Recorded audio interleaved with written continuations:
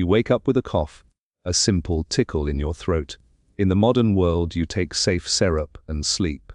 Now picture London in 1850.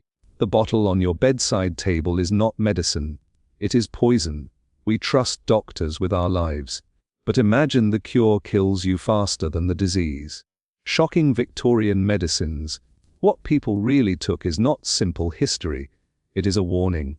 Your great-grandmother did not survive the winter because of luck. She survived despite the arsenic in her tonic. This story exposes lethal secrets hidden in the pharmacy. You think you know danger. You have no idea. The frost clings to the window pane like lace. Inside the small room, the fire burns low. Clara pulls her wool shawl tighter around her shoulders. Her breath mists in the cold air. The year is 1854. London is frozen solid. The Thames does not move.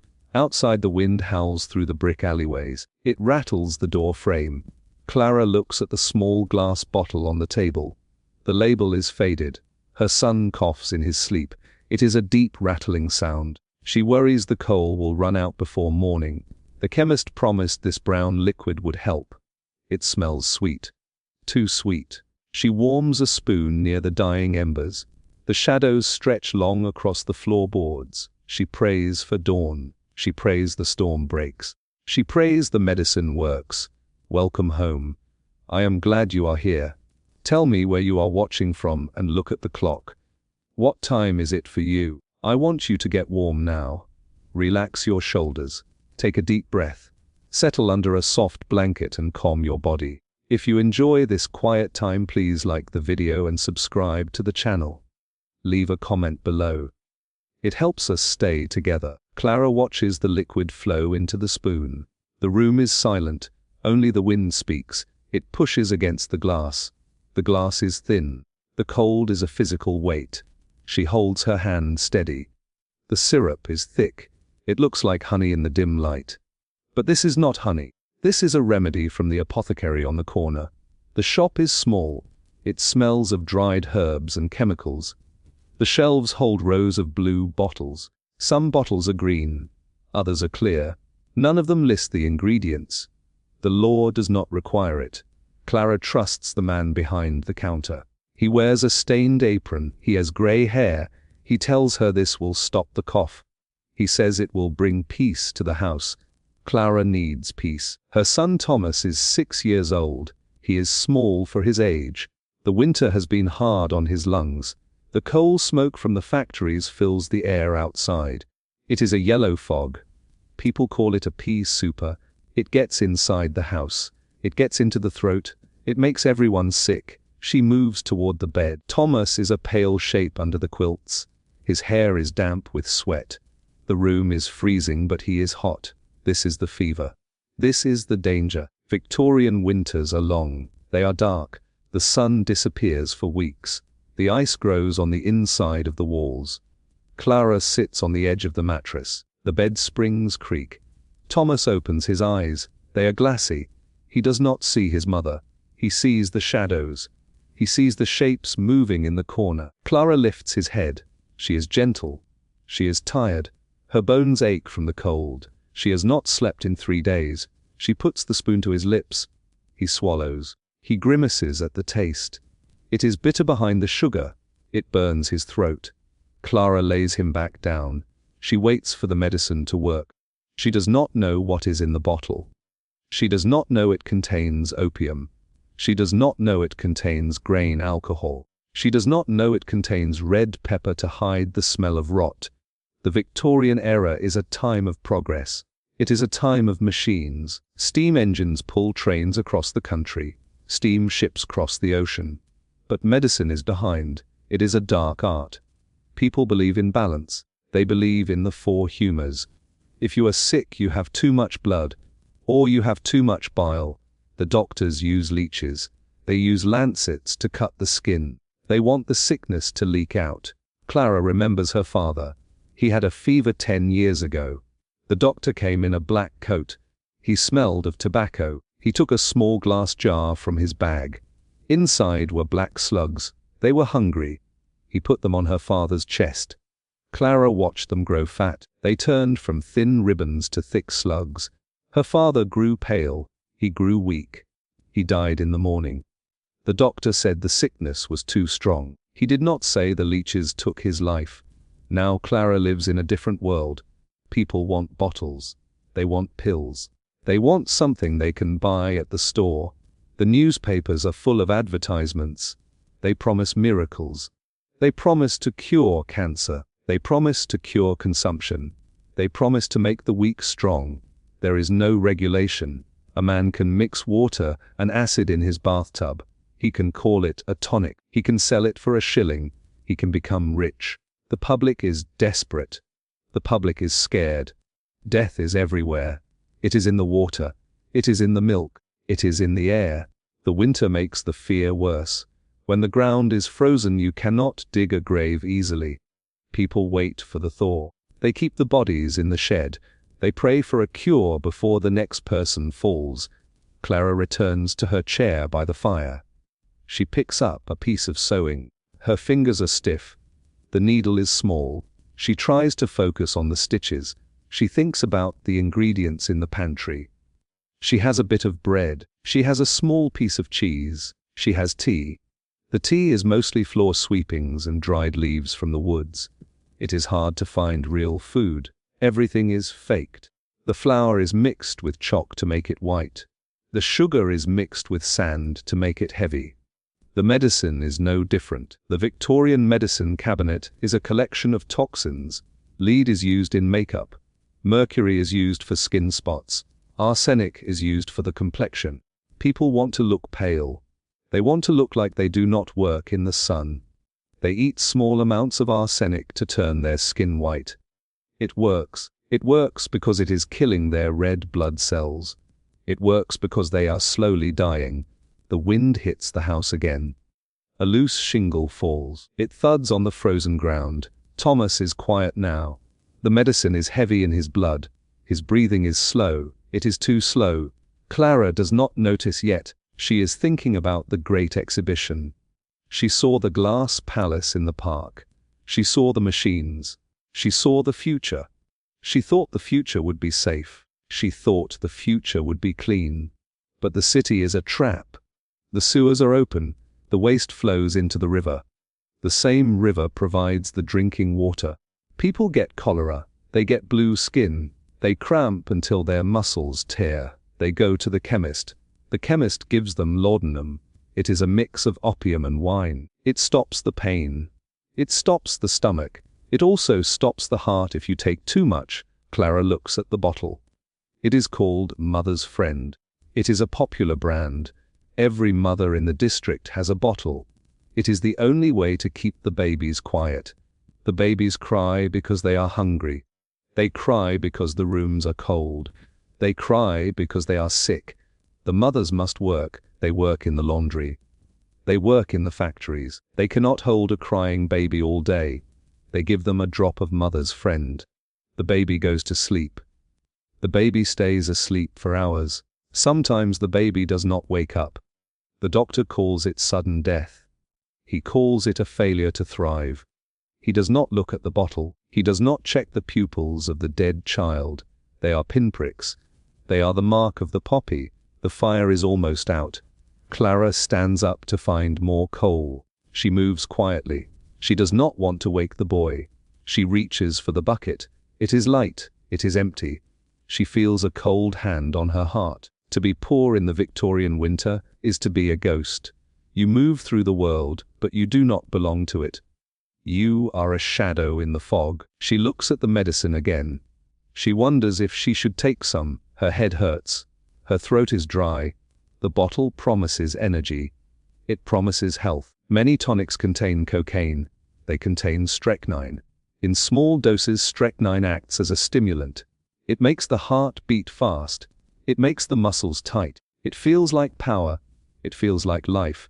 But it is a poison used to kill rats. The gap between a cure and a corpse is a few drops. She sits back down. She pulls her legs up. She tries to stay warm. She thinks about the apothecary. He had a jar of bright red pills. He called them thunderbolt pills. They are made of mercury. They stay in the body for years. They rot the gums. They make the teeth fall out. They make the mind wander. People take them for constipation. They take them for everything. They believe the pain is the medicine working. They believe if it tastes bad it must be good. They believe if it causes a physical reaction it is cleaning the system. They do not know they are destroying their organs. They are burning their insides with heavy metals. Thomas stirs. He moans in his sleep. Clara goes to him. She touches his forehead. He is cold now. He is too cold. The sweat has turned to ice. She rubs his hands. They are thin. His fingernails are blue. She feels a surge of panic. Is it the winter? Is it the sickness? Or is it the bottle? She picks up the glass. She holds it to the light of the moon. The moon is full and white over the city. It shows the dust in the liquid. It shows the sediment at the bottom. She realizes she has no way to know. There are no scientists for people like her. There are no laboratories for the poor. There is only the word of a man in a stained apron. There is only the promise on a cheap piece of paper. She remembers a story from the newspaper. A family in the north died after dinner. They thought they bought flour. They bought white arsenic. The bags looked the same. The shopkeeper made a mistake. He did not go to jail. It was an accident. Life is cheap in the 1800s. It is cheaper than the glass the medicine comes in. Clara holds her son. She wraps her own shawl around him. She adds her body heat to his. She looks at the window. The frost is growing. It looks like teeth. It looks like a trap. She realizes the Victorian world is a beautiful lie. The lace and the velvet hide the rot. The grand buildings hide the slums. The medicine bottles hide the poison. Every breath is a gamble. Every swallow is a risk. She closes her eyes. She listens to the slow thud of her own heart. She wonders if they will see the sun. She wonders what is really in her blood. She wonders if the cure is the end. Clara sits in the silence of the room. The clock on the mantel has stopped. The cold has frozen the oil inside the gears. She does not know if it is midnight or 3 in the morning. Time does not exist in the dark. Only the sound of the wind remains. It sounds like a person screaming far away. She looks at the bottle of mother's friend again. The glass reflects a tiny spark from the last coal. She thinks about the ingredients the chemist did not mention. In the Victorian slums, people use what they can find. They use what is cheap. The most common ingredient is death. It comes in the form of the poppy. Opium is the king of the 1800s. It is in every house. It is in the tea of the elderly. It is in the syrup of the infant. People call it the jom, the God's own medicine. It comes from the east on large ships. It is a sticky black gum. It is dissolved in alcohol to make laudanum. A bottle costs less than a loaf of bread. It is easier to find than clean water. Clara remembers seeing women at the market. They had hollow eyes. Their skin was the color of grey paper. They moved like ghosts. They were not hungry for bread. They were hungry for the blue bottle. They were slaves to the sleep. They gave the same sleep to their children. The Victorian mind does not see addiction as a crime. It sees it as a habit. It is a quiet secret kept behind heavy curtains. But in the winter, the secret becomes a killer. The opium slows the heart. It slows the lungs. In a warm house, you might wake up. In a frozen room, you simply drift away. The cold saps the energy from the blood. The opium tells the brain that everything is fine. It tells the body to stop fighting the frost. Clara touches Thomas's cheek. It is waxy. She begins to rub his arms. She must keep his blood moving. She must fight the medicine she gave him. She realizes the apothecary did not ask how old the boy was. He did not ask about the cough. He only took the penny. The history of these medicines is a history of greed. The men who make them are not doctors. They are salesmen. They call themselves professors. They call themselves healers. They hire actors to stand in the street. The actors pretend to be blind. They take a drink of the tonic. They shout that they can see. The crowd cheers. The crowd buys the bottles. One famous medicine is called Godfrey's cordial. It is a mix of opium, treacle, and sassafras. It is thick and black. It is sold by the gallon. In the industrial towns, the death rate for children is 50%. The doctors say it is the bad air. The mothers know it is the quiet syrup.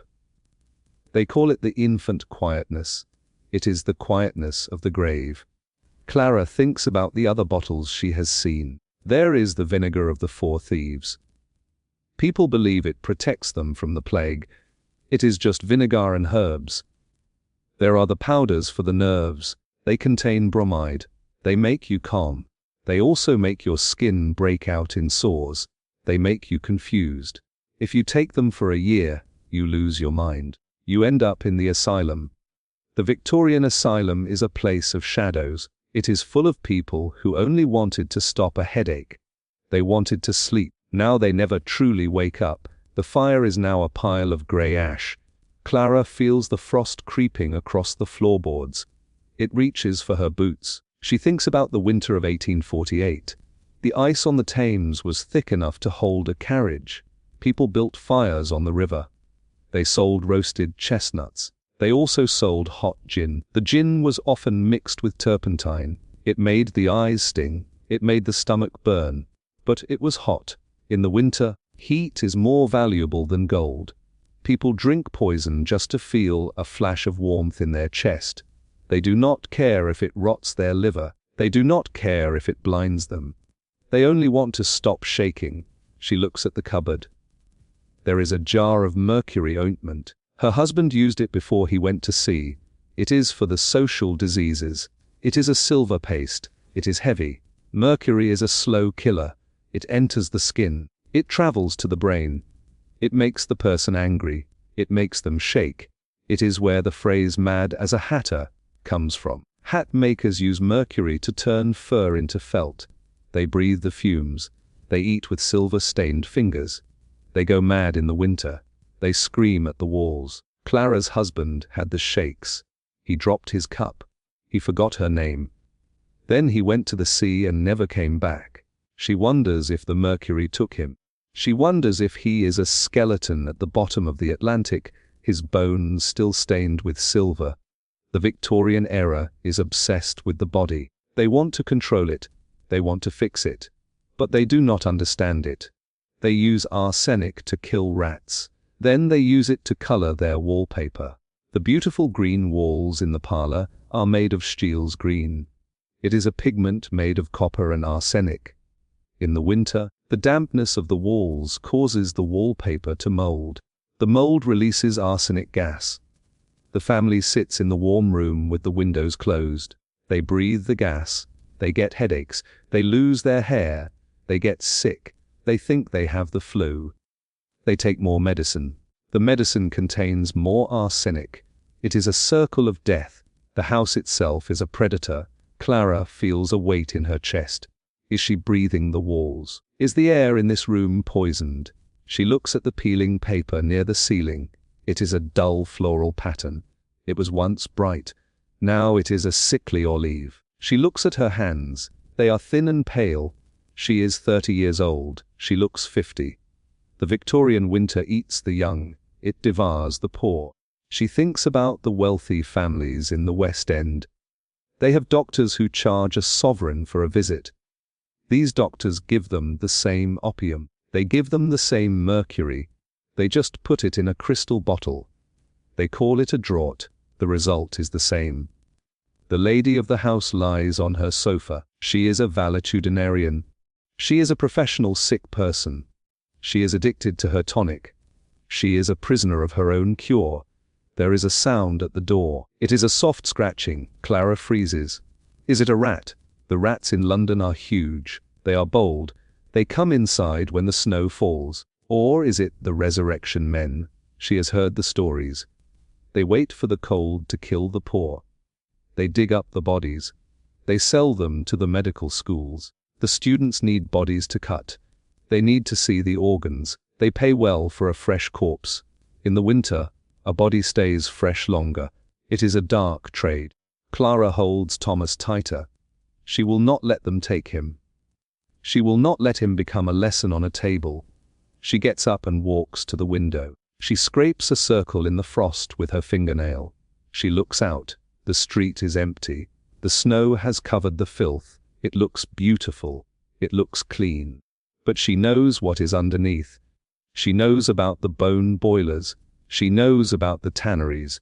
She knows about the chemical works that dump acid into the soil. The city is a machine that turns people into smoke. The medicine is just the oil for the machine. It keeps the people quiet while they are used up. It keeps them from screaming. She turns back to the room. She sees a small box of pills on the shelf. They are called Holloway's pills. The man who makes them is a millionaire. He spends thousands on advertising. He says they cure all human ills. They are made of aloes, rhubarb, and ginger. They are mostly laxatives. People take them until they are dehydrated. They take them until they are too weak to stand. They believe the cleansing is making them pure. They are washing their life away into the bucket. The Victorian world is a world of facades. The buildings have grand fronts and rotting backs. The people wear corsets to hide their shapes. They wear wigs to hide their hair loss. They take pills to hide their pain. No one is honest about the cost. The cost is the life of the child in the bed. The cost is the sanity of the man in the factory. Clara picks up the spoon.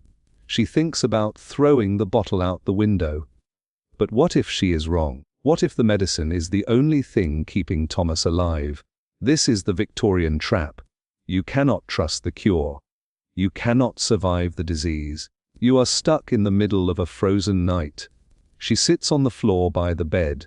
She puts her head on the mattress. She listens to Thomas. His breath is a little louder now. It is a rasping sound. It is better than the silence. She thinks about the summer. She remembers the smell of the grass in the park. She remembers the sun on her skin. It feels like a dream. It feels like a different life. In the winter, you forget the sun. You only know the coal smoke and the blue glass. You only know the fear of the next hour. She closes her eyes. She prays to a God she is not sure is listening. She asks for the morning. She asks for a world where the medicine does not kill. Clara hears a distant bell. It is the watchman. He is calling out the hour through the thick frost. 4 of the clock and a cold morning. The sound is muffled by the snow. It feels like the world is wrapped in cotton wool. She stays on the floor. Her knees are numb. The cold has moved from the floorboards into her joints. She thinks about the bones of the city. Beneath the streets are the sewers. Above the streets are the chimneys. In between are the people. They are all trying to stay alive. They use the only tools they have. They use the chemistry of the age. The 1800s saw the birth of modern chemistry. But it was a wild child. It had no rules. Scientists found out how to take the essence of plants. They found morphine in the poppy. They found quinine in the bark of the cinchona tree. They found strychnine in the nux vomica seed. These were powerful tools. In the hands of a wise man they were tools for healing. In the hands of the Victorian businessman they were tools for profit. The bottles in the shop windows are beautiful. They have gold lettering. They have pictures of healthy families. But the contents are often a mystery. One popular remedy for the winter cold is Batley's sedative solution. It is a concentrated form of opium. It is stronger than laudanum. People take it for a cough. They take it for a toothache. They take it for a broken heart. The Victorians suffer from a sickness of the spirit. The city is too loud. The work is too hard. The air is too dirty. They feel a deep exhaustion. They call it neurasthenia. It is a fancy word for being tired. The doctors prescribe tonics. These tonics contain wine mixed with cocaine. One famous brand is Vin Mariani. Even the Pope drinks it. It gives a rush of energy. It makes the cold feel distant. It makes the hunger go away. But when the effect wears off, the darkness is twice as heavy. The user feels a deep crash. They need another glass. They are not getting better. They are just drifting further from the shore of health. Clara looks at her son. Thomas is moving his lips. He is dreaming. Is he dreaming of the medicine? The opium creates vivid hallucinations. It creates a world of colors and strange shapes. It is the drug of poets. Thomas de Quincey wrote a book about it. He called it The Confessions of an English Opium Eater. He described the grand architecture of his dreams. He described the endless stairs and the vast oceans. But he also described the horror. He described the monsters that waited in the corners of his mind. Thomas is too young for monsters. He is too young for the heavy dreams of the poppy. Clara feels a pang of guilt. She is the one who gave it to him. She is the one who put the spoon to his teeth. But what choice does she have? The Victorian mother is a soldier in a war with no end. If she does not give him the syrup, he will cough until he bleeds. If he coughs, the neighbors will complain. If the neighbors complain, the landlord will hear. The landlord does not like sick tenants. Sickness brings the inspectors. Sickness brings the threat of the workhouse. The workhouse is the end of the line. It is a stone building with high walls. They separate the mothers from the children.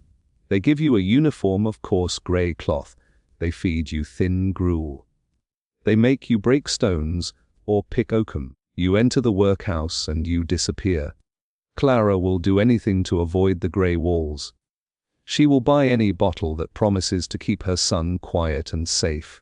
She thinks about the year 1831. That was the year of the first great cholera outbreak. It came from the ships. It moved through the water. It killed thousands in a few weeks. The doctors were helpless. They tried everything. They gave patients tobacco smoke enemas. They gave them brandy. They gave them massive doses of calomel. Calomel is mercury chloride. It is a powerful laxative. The theory was to purge the poison. But the cholera was already purging the body. The patients were dying of dehydration. The mercury made it worse.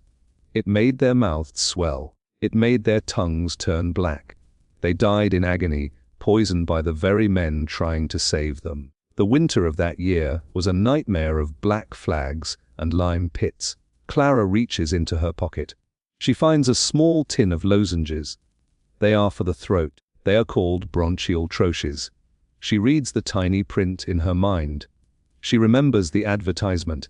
It said they were used by famous singers. They contain cubeb, which is a type of pepper. They also contain a small amount of cocaine. It numbs the throat. It makes the pain vanish. She takes one and puts it in her mouth. It is sweet and spicy. Her throat feels cold. The tickle stops. She feels a small spark of false energy. She feels like she could walk 10 miles through the snow. This is the danger of Victorian medicine. It lies to your body. It tells you that you are well when you are crumbling. It masks the symptoms while the disease grows deep roots. The wind shifts. It now blows from the east. This is the black wind from the sea. It brings the coldest air. It brings the ice from the Baltic. Clara knows the morning will be brutal. She looks at the water pitcher on the washstand. A layer of ice has formed on the surface. She will have to break it with her fist to wash her face. She thinks about the people living on the streets, the mudlarks who scavenge in the river mud, the pure finders who collect dog droppings for the tanneries. How do they survive? They survive on the cheap spirits. They survive on the penny dreadful tonics sold in the back alleys. They are the walking dead of the Victorian winter. There is another medicine Clara has seen. It is called Dalby's carminative. It is for babies with wind. It is a mixture of magnesium, oils, and a large amount of opium. It was invented by a man named James Dalby. He made a fortune. His medicine was so popular that other people started faking it. They made their own versions in dirty kitchens. They used bad water and cheap chemicals. They sold it under his name. This is the problem with the 1800s. There are no trademarks. There is no protection. You might buy a bottle of a famous brand and get a bottle of sewer water and lead. The bottle itself is the only thing you can be sure of. The blue glass is heavy and real. The liquid inside is a ghost. Clara thinks about the color green. She misses the green of the trees. But in London, green is the color of poison. There is a green called Paris green. It is used as an insecticide. It is also used as a dye for clothing. Victorian women love the bright emerald dresses. They wear them to balls. The sweat from their bodies dissolves the arsenic in the fabric. It enters their skin. They get sores under their arms. They get sick at the party. They think it is the heat. They think it is the excitement. They go home and take a dose of arsenic-based tonic to help their skin. They are surrounding themselves with the killer. They are wearing it. They are breathing it. They are drinking it. The moon moves behind a cloud. The room goes completely dark. Clara closes her eyes. She can hear the house settling. The wood groans in the cold. She thinks about the great stink of 1858. The heat of that summer made the river smell so bad the Parliament had to close. They used curtains soaked in chloride of lime to hide the smell. They thought the smell was the disease. This is the miasma theory. They believe that bad smells cause sickness. If it smells like rot, it is rot.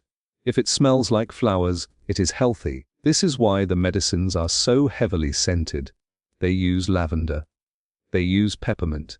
They use clove. They want to hide the smell of the chemicals. They want to fool the nose. But the body cannot be fooled for long. She wonders about the future. Will there ever be a time when medicine is safe? Will there be a time when a mother does not have to fear the apothecary? She cannot picture it. To her, the world is a place of struggle. It is a place where you pay for every moment of peace with a piece of your health. She feels Thomas move. He is turning over. His breathing is a little deeper. The medicine is wearing off. This is a good sign. It means his body is fighting back. It means the opium has not claimed him yet. She stays near him. She is the guard at the gate. She is the wall between her son and the winter. She thinks about the word quack. It comes from the word quacksalver. It is a person who quacks or boasts about their salves. London is full of them. They stand on boxes at the corners. They wear bright waistcoats. They have loud voices. They tell you that your blood is thick. They tell you that your liver is sluggish. They sell you a bottle of electric oil. They say it contains the power of lightning. It is just oil and red pepper. It makes your skin tingle. You think the lightning is fixing your nerves. You are really just feeling a chemical burn. But in the dark winter, a burn feels like warmth. It feels like someone cares. Clara puts her hand on the bedpost. The wood is cold and smooth. She thinks about the pharmacies of the future. She hopes they are bright. She hopes they are clean. She hopes the labels tell the truth. But for now, she has her small room. She has her dying fire. She has her sleeping son. She has the blue bottle. She picks it up and hides it in the back of the cupboard. She does not want to look at it anymore. She will wait for the sun. She will wait for the watchman to call the dawn. She will fight the winter with her own warmth, not the false heat of the bottle. The street outside remains a frozen tomb. Clara listens to the silence of the snow. It is a heavy silence. It weighs on the roof. It presses against the brick. In the Victorian winter, the silence is a predator. It means the pulse of the city has slowed to a crawl. The horses are in their stables. The flower girls have retreated to the cellars. The world is waiting for a spark. Clara looks at the fireplace. There is nothing left but the memory of heat. She thinks about the chemistry of coal. The smoke that fills the London air is full of sulfur. It is full of carbon. It creates the fog that chokes the lungs. And to fix the lungs, the people turn to more chemicals. It is a cycle that never breaks. The Victorian era is a golden age for the secret remedy. These are called patent medicines. But the name is a lie. Most of them are not patented. To get a patent, you must list your ingredients. The makers do not want to do that. They want to keep the secret. They want to keep the poison hidden. They call them proprietary medicines instead. They use royal seals. They use fake testimonials from bishops and generals. One such remedy is the balsam of aniseed. It is marketed for children. It smells like licorice. It tastes like a treat. But underneath the aniseed is a heavy dose of morphine.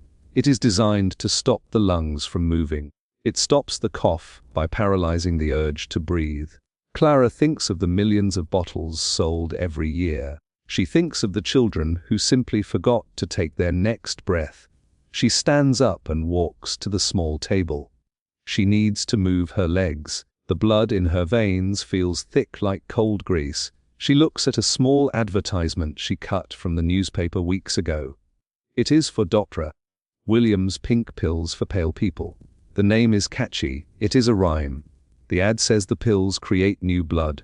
It says they cure paralysis, heart palpitations, and sate vitis dance. The pills are mostly iron and Epsom salts. They are coated in bright pink sugar. They are a sensation across the British Empire. People swallow them by the handful. They want to be less pale.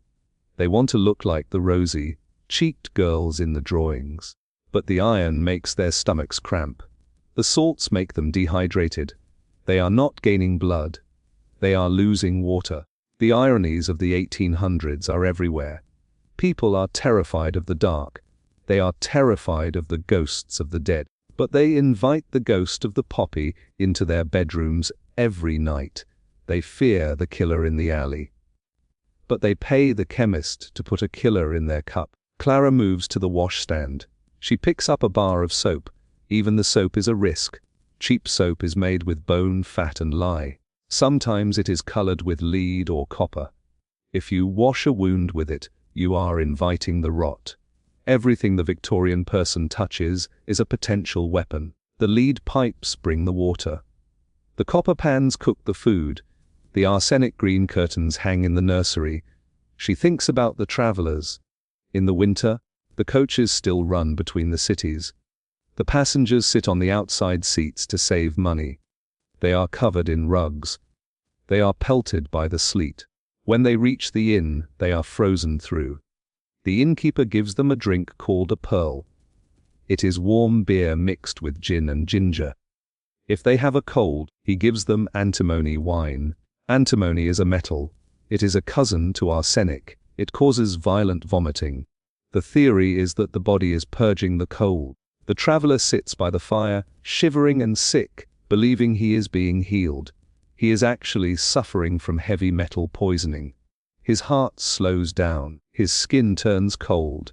If he survives the night, he thanks the innkeeper for the strong medicine.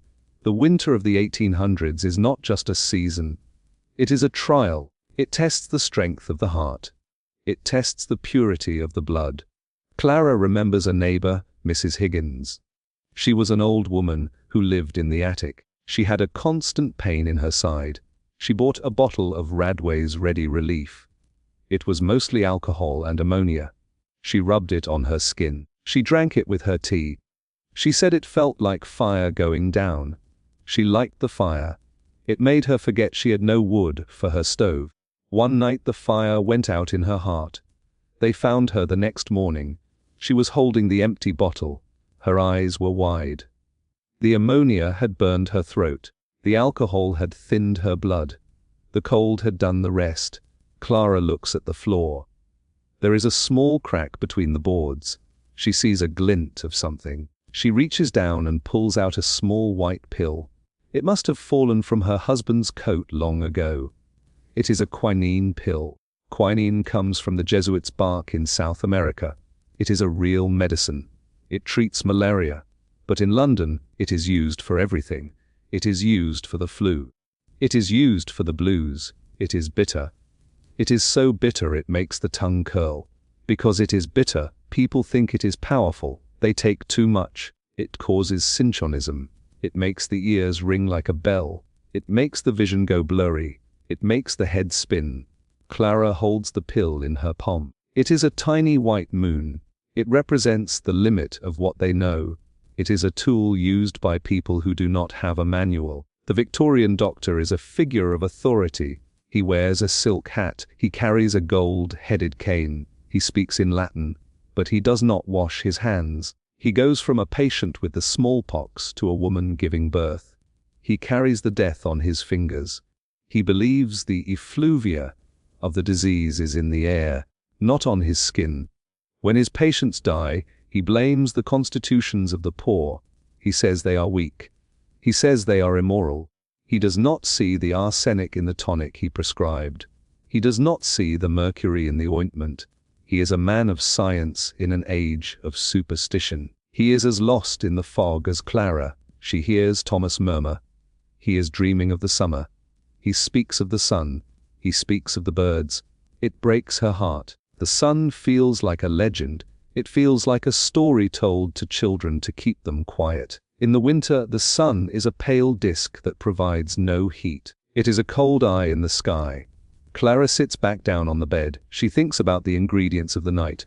Fear, cold, hunger, medicine. They are all mixed together in the dark. She thinks about the great exhibition again. Prince Albert wanted to show the world the glory of England. He showed the machines. He showed the diamonds. He did not show the back rooms of the pharmacies. He did not show the vats of opium boiling in the East End. He did not show the children with the blue lips. There is a medicine for women called Lydia Pinkham's vegetable compound. It is very popular. It is marketed as a cure for female complaints. It contains black cohosh and fenugreek, but it also contains 18% alcohol. For a woman who is forbidden from entering a pub, the compound is a way to stay drunk all day. It makes the chores easier. It makes the cold house feel warm. It makes the screaming of the children sound like music. The Victorian woman is often a hidden alcoholic. She is a private tippler. She is not drinking for pleasure. She is drinking to survive the boredom and the cold. She is drinking the medicine of the age. Clara thinks about the bottles of electric oil and magnetic liniment. The 1800s are obsessed with electricity. They think it is the life force. They think you can bottle it. They put magnets in belts. They put electric plates in shoes. They sell oil that they claim has been charged by a battery. It is all a fraud. It is a performance. But for the person with the frozen hands and the aching back, the performance is enough. They want to believe in a miracle. They want to believe that there is a secret power that can save them from the winter. They pay their pennies and they rub the oil on their joints. The oil contains capsicum. It makes the skin red. It makes the skin hot. They think the electricity is working. It is just the pepper burning their flesh. The room is getting lighter. Not because of the sun, but because the snow is reflecting the grey dawn.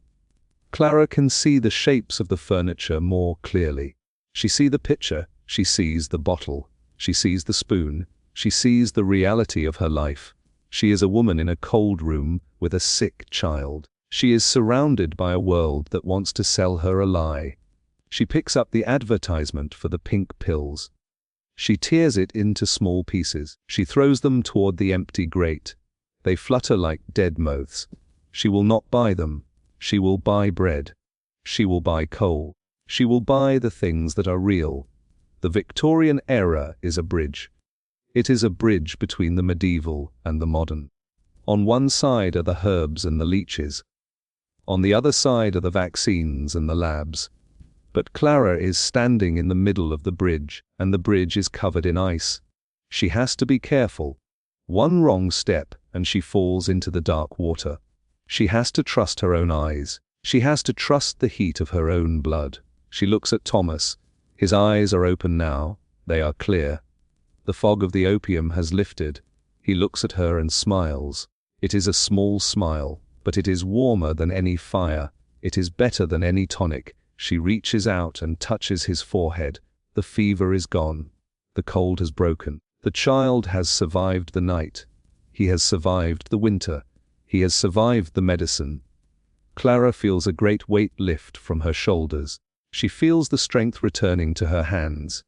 She will go to the market. She will find a piece of wood. She will make a soup. She will leave the blue bottle in the dark. The Victorian pharmacy is full of wonders and horrors. But today, life has won. The dawn is coming. It is a grey dawn. It is a cold dawn, but it is the morning. And in the 1800s, the morning is the greatest miracle of all. Clara hears the first wheels of the morning. A heavy wagon rumbles over the frozen ruts of the street. The sound is like bone grinding on stone. She stands up. Her legs are stiff. She walks to the cupboard. She looks at the small collection of tins and jars. This is her pharmacy. It is the pharmacy of 1,000 London homes. There is a tin of mustard plaster. There is a jar of goose grease. There is a small packet of powders for the blood. These are the tools of the poor. They are not as elegant as the blue glass bottles, but they are just as dangerous. The Victorian world believes in the power of the burn. If a medicine does not hurt, the people think it is weak. If it does not blister the skin, they think it is a waste of money. She takes the mustard plaster from the shelf. It is a dry yellow powder. To use it, she must mix it with water and flour. She must spread it on a cloth and tie it to the chest. The mustard is strong. It draws the blood to the surface. It turns the skin a bright, angry red. It creates a sensation of heat that mimics a fire. But if left too long, it causes real burns. It creates blisters that weep and scar. The Victorians use it for pneumonia. They use it for the pleurisy. They believe the heat of the mustard fights the cold of the lung. Clara decides against it. She has seen the scars on the backs of the old men in the alley. She has seen the skin peel away like wet paper. She will not put that on the soft skin of her son. She looks at the jar of goose graze. It is a thick, white fat. It is the leftovers from a winter dinner. People rub it on their throats. They wrap the throat in flannel. They believe the grease seals the pores. They believe it keeps the morbid humors from escaping. It is a simple belief. It is a survival tactic from a time before the city. But the grease turns rancid. It attracts the flies in the spring. It clogs the skin. It is the medicine of the desperate. Clara puts it back. She realizes that the Victorian pharmacy is built on fear. Fear of the cold. Fear of the dark. Fear of the silent death that visits the cradle. To fight the fear, people create rituals. They create potions. They turn to the chemist because he has a counter and a scale. He looks like he knows the secrets of the universe. The chemist is the most important man in the district. He is the poor man's doctor. He does not charge for advice. He only charges for the bottle. He has a jar of blue pills on his shelf. These contain mercury and rose water. People take them for sluggishness. The mercury makes the bowels move. It makes the mouth produce more saliva. The chemist tells them this is the body cleaning itself. He does not tell them that the mercury is rotting their jawbone. He does not tell them that the blue pill will eventually make their hair fall out and their mind go soft. He is not a bad man. He is a man of his time. He was taught that mercury is a master medicine. He was taught that the body is a machine that needs to be scrubbed with chemicals. Clara thinks about the travelers in the great winter of 1814. That was the year of the last great frost fair. The ice on the river was several feet thick. People walked from Southwark to the city. They took snuff to clear their heads. The snuff was tobacco mixed with ground glass. The glass cut the inside of the nose. This allowed the nicotine to enter the blood faster. It gave a sharp, painful rush of energy. It made the eyes water. The people thought the watering eyes were a sign of health. They thought they were draining the brain. In the Victorian era, every fluid is a sign. Tears, sweat, blood, and bile are the language of the body. The medicines are designed to make the body speak. They make it vomit. They make it sweat. They make it bleed. The louder the body speaks, the more the patient believes they are being cured. She moves to the window and watches a lamplighter extinguish the last flame. He is a shadow in a heavy coat. He moves with a limp. Perhaps he has the dropsy. The Victorian cure for dropsy is foxglove. It is a beautiful flower. It contains digitalis. It strengthens the heart. It is one of the few real medicines of the age. But the dose is a mystery. If you take a little, your heart beats steady. If you take a bit more, your heart stops forever. There are no machines to measure the dose.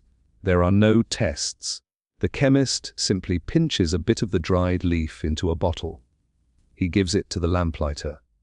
The man drinks it and goes back into the cold. He is walking a tightrope between life and death every time he swallows.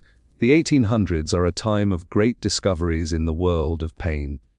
Before this century, if you had a leg that needed to come off, you drank a bottle of rum and prayed. Then came ether, then came chloroform. Queen Victoria used chloroform for the birth of her children. This made it respectable. Suddenly, everyone wanted the sweet sleep. But chloroform is a fickle mistress. It is easy to give too much.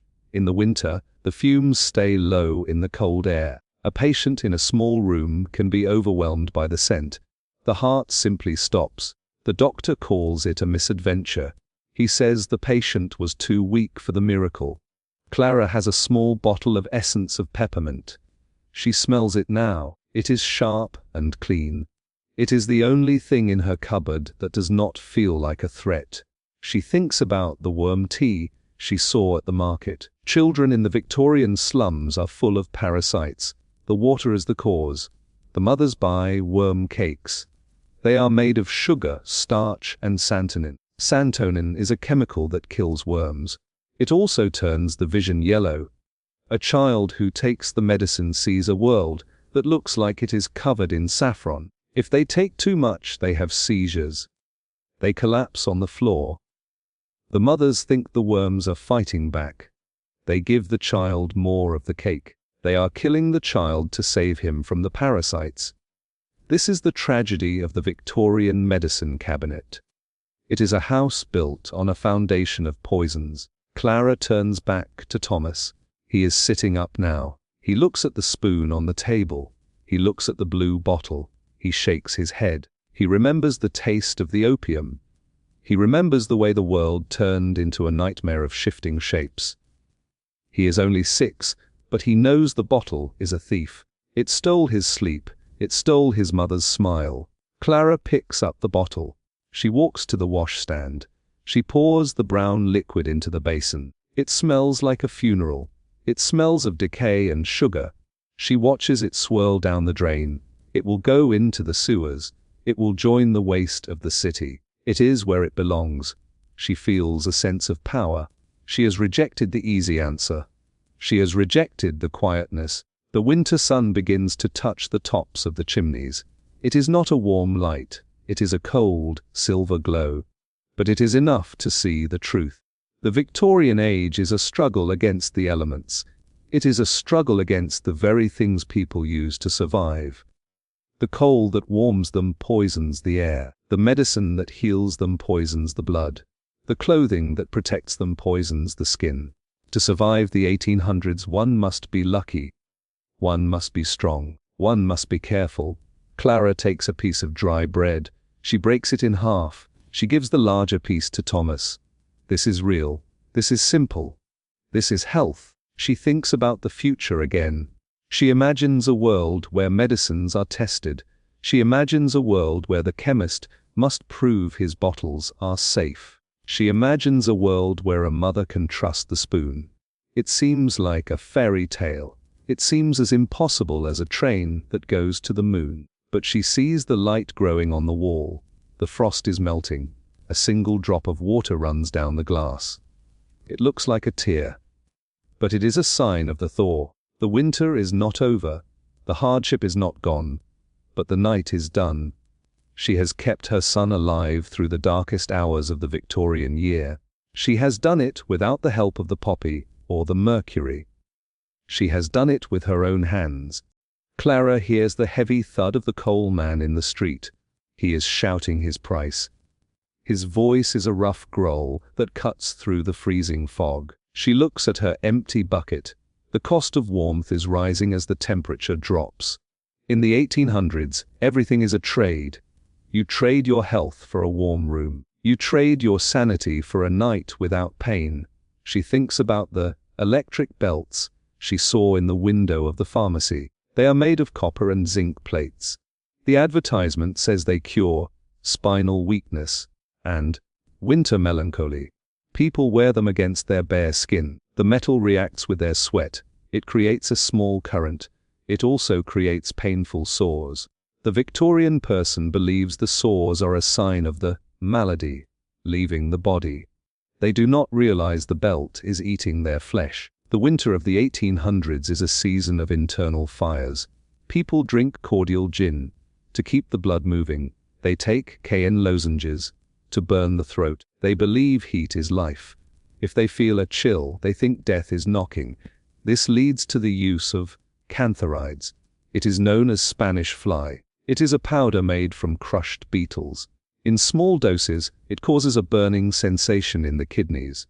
In large doses, it is a deadly poison. It causes the internal organs to blister. Doctors use it to create counter-irritation. They put a plaster of crushed beetles on the back to cure a cough in the chest. They believe the body can only focus on one pain at a time. They create a new wound to distract the body from the old one. Clara remembers seeing a woman at the laundry with a back covered in scars from these plasters. The woman could not bend over. Her skin was a map of Victorian medical theory. Clara moves to the small stove. She has a few scraps of wood. She starts a tiny flame. She thinks about the strychnine tonics. Strychnine is used to kill the rats that run through the sewers. But in the 1800s, it is also a popular pick-me-up. People take Eastern syrup. It contains iron, quinine, and strychnine. It makes the nerves tight. It makes the muscles twitch. The user feels a surge of artificial strength. They feel like they can conquer the winter. But the strychnine builds up in the bones. It makes the person jumpy. It makes them sensitive to loud noises. Eventually, a door slamming can throw them into a convulsion. The Victorian world is a high-wire act. People are balancing on a thin line between energy and collapse. They are fueled by chemicals that are designed to destroy life. She looks at a small jar of atropine drops. Her neighbor uses them for her eyes. The 1800s prize a certain look in women. They want them to have large, dark pupils. It makes them look soulful. It makes them look fragile. Atropine comes from the belladonna plant. It is also called deadly nightshade. Women put the drops in their eyes before a ball. It dilates the pupils. It also blurs the vision. They move through the ballroom in a haze. They cannot see the faces of the men they dance with. They are literally blinding themselves for beauty. If they use it too long, they get permanent damage. They get hallucinations. They see things that are not there in the dark winter nights. They are haunted by the shadows of the poppy and the nightshade. The chimney sweeps are out now. Small boys with soot-stained faces and bare feet. They have the sweeps cancer. It is caused by the soot sitting in the folds of their skin. The doctors give them carbolic acid. It is a strong disinfectant. It smells of the hospital. It burns the skin. It is used to clean the floors and the wounds. It is the beginning of the age of cleanliness, but it is a harsh cleanliness. There is no mercy in the Victorian bottle. There is only the command to change. The body must change its state. It must go from hot to cold, from sluggish to active, from sick to well. The medicine is a drill sergeant. It does not ask. It forces. Clara thinks about the soothing syrups for teeth. Teething is a dangerous time for a Victorian child. The gums are sore. The child cries. The mother buys Hermes, Winslow's soothing syrup. It is the most famous brand in the world. It contains morphine. It also contains sodium carbonate and ammonia.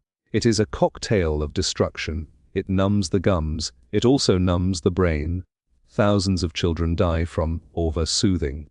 The bottles are beautiful. They have a picture of a kind woman holding a happy baby. It is a lie. The woman is a ghost. The baby is a memory. Clara looks at Thomas. He is chewing on a piece of hard bread. It is better than the syrup. It is honest pain. It is honest growth. The frost on the window is starting to turn into a grey slush. The day is fully here. Clara thinks about the medicated cigarettes. They are sold for asthma. They contain stramonium and lobelia. Both are poisonous plants. You smoke the poison to clear the lungs. It works by paralyzing the bronchial tubes. It stops the spasm. It also makes the heart race. It makes the head light. The Victorian person spends their whole day in a chemical cloud. They breathe the coal smoke. They smoke the medicated tobacco. They drink the opium wine. They eat the mercury pills. They are a walking experiment. They are the first generation to live in a world of industrial chemistry. They are the victims of their own progress. There is a medicine called Puruna. It is sold as a cure for catarrh. Catarrh is a Victorian word for any kind of mucus. If you have a runny nose, you have catarrh. If you have a cough, you have catarrh. Puruna is 28% alcohol. It is the most popular medicine in America and England. People buy it by the case. They say it makes the winter bearable. Of course it does. It keeps them in a state of constant, mild intoxication. They do not feel the draft under the door. They do not feel the hunger in their belly. They are floating on a sea of grain alcohol and herbal extracts. The 1800s are a time of great temperance movements. People sign the pledge to stop drinking gin. Then they go to the chemist and buy a bottle of Puruna. They think they are being good. They are just being fooled. Clara picks up the iron. She puts it on the stove. She must work today. She has shirts to press for the gentleman in the square. The iron is heavy. It is a piece of solid metal. It represents the reality of her life. It is not a magic pill. It is not a secret tonic. It is work. It is heat. It is survival. She thinks about the blood purifiers sold at the fair. They claim to remove the dregs of the winter. They contain sarsaparilla and iodide of potassium. The iodide makes the nose run. It makes the eyes water. It causes a metallic taste in the mouth. The people think this is the winter dregs leaving the body. They pay their shilling for the privilege of feeling sick. They are obsessed with the idea of being clean inside. But they live in a city that is a sewer. The Victorian era is a time of contrasts. The velvet and the suit. The crystal and the lead. The medicine and the poison.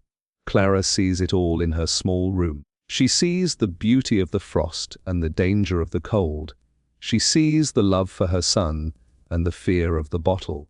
She realizes that the only true medicine is the one that does not come from a chemist. It is the food in the bowl. It is the blanket on the bed. It is the hand on the forehead. She will not go back to the apothecary today.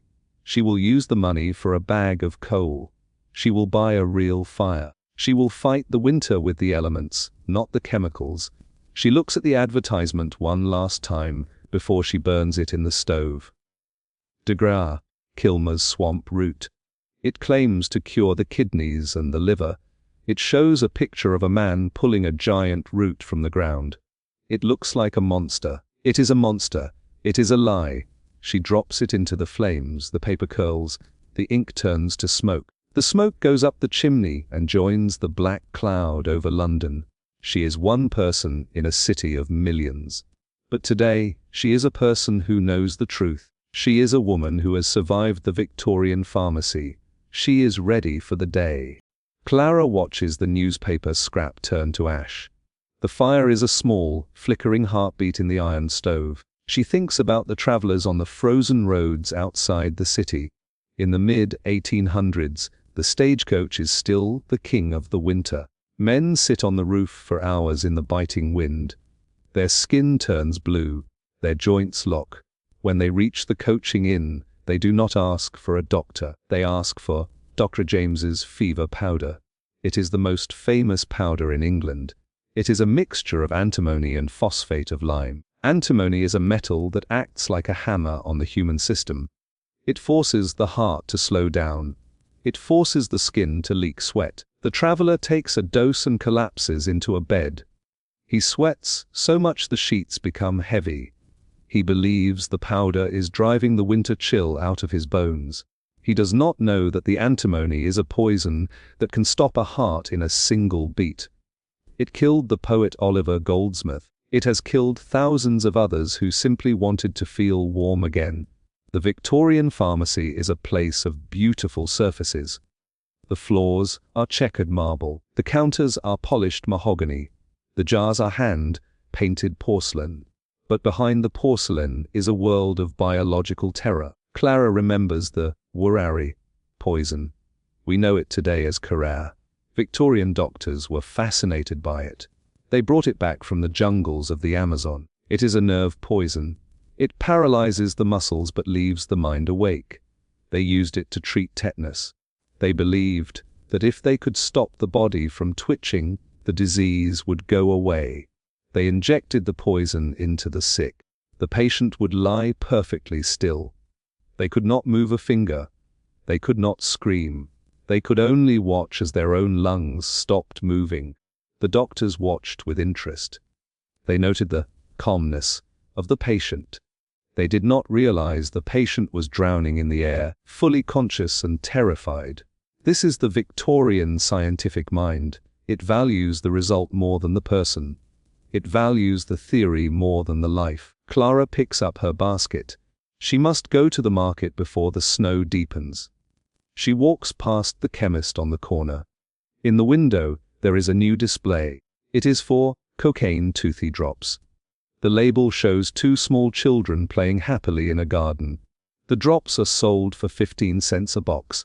They are marketed to parents. The 1800s do not understand the hook of the white powder. They only know that it stops pain instantly. It makes a crying child go quiet. It makes a tired mother feel like a queen. People use it for hay fever. They use it for the flu. They use it to invigorate the blood. The Victorian world is a world of extreme highs and crushing lows. One day you are flying on the wings of the coca leaf. The next day you are shivering in a cold room, waiting for the chemist to open his door. You are not a criminal. You are just a patient. You are a victim of a medicine that has no brakes. She reaches the market square. The air smells of frozen fish and horse manure. She sees a man selling magnetic hair restorer. He claims that the winter air thins the hair. He says his tonic uses the power of the North Pole to pull the hair from the scalp. It is just lead acetate and sulfur.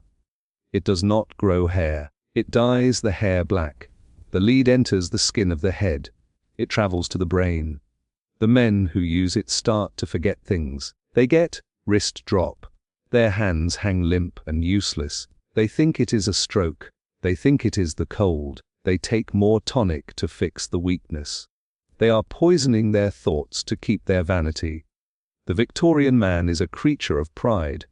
He wants to look strong even as he crumbles from the inside out. Clara finds a stall selling Iceland moss. It is a type of lichen. It is one of the few honest remedies. It is boiled into a jelly. It coats the throat. It has no opium. It has no mercury. It is simple and humble. But the people pass it by. They want the bottles with the gold seals.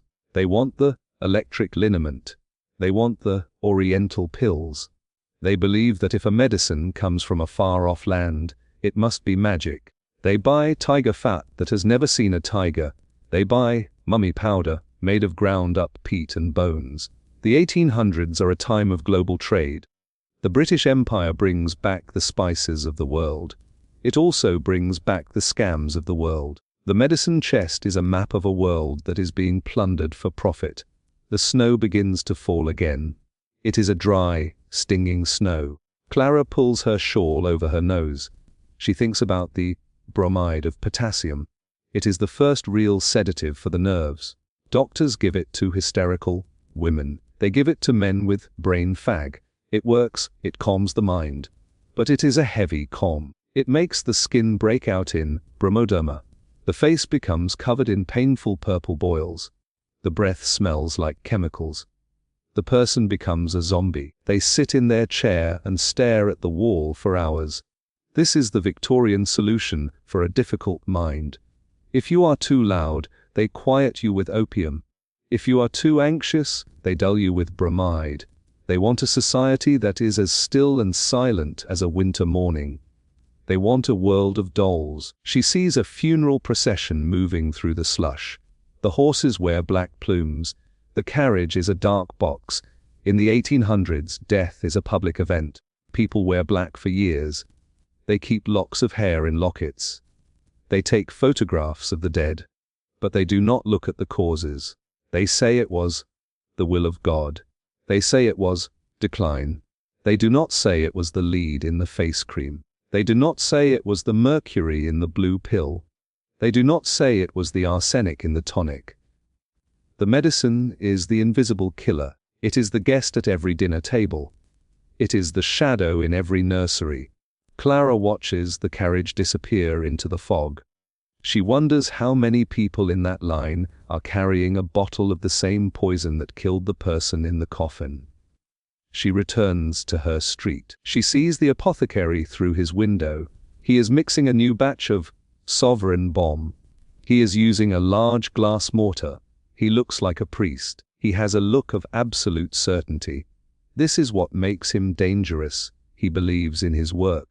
He believes the chemicals are the answer to the suffering of the poor. He does not see the irony of a man in a warm shop selling liquid fire to a man with no coat. The Victorian era is built on the idea of self-help. If you are sick, it is your fault. If you are poor, it is your fault. But the help offered by the state and the chemist is a trap. It is a way to keep the people manageable. A man on Laudanum does not start a revolution. A woman on soothing syrup does not demand a vote. The pharmacy is a tool of the status quo. It is the silent guard of the empire. Clara enters her cold hallway. She hears Thomas singing to himself in the room. It is a weak song, but it is music. She feels a rush of gratitude. She has a piece of Iceland moss in her basket. She has a loaf of bread. She has a small bag of coal. These are her weapons. She will not use the blue bottle. She will not use the pink pills. She will use the things that the earth provides without a label.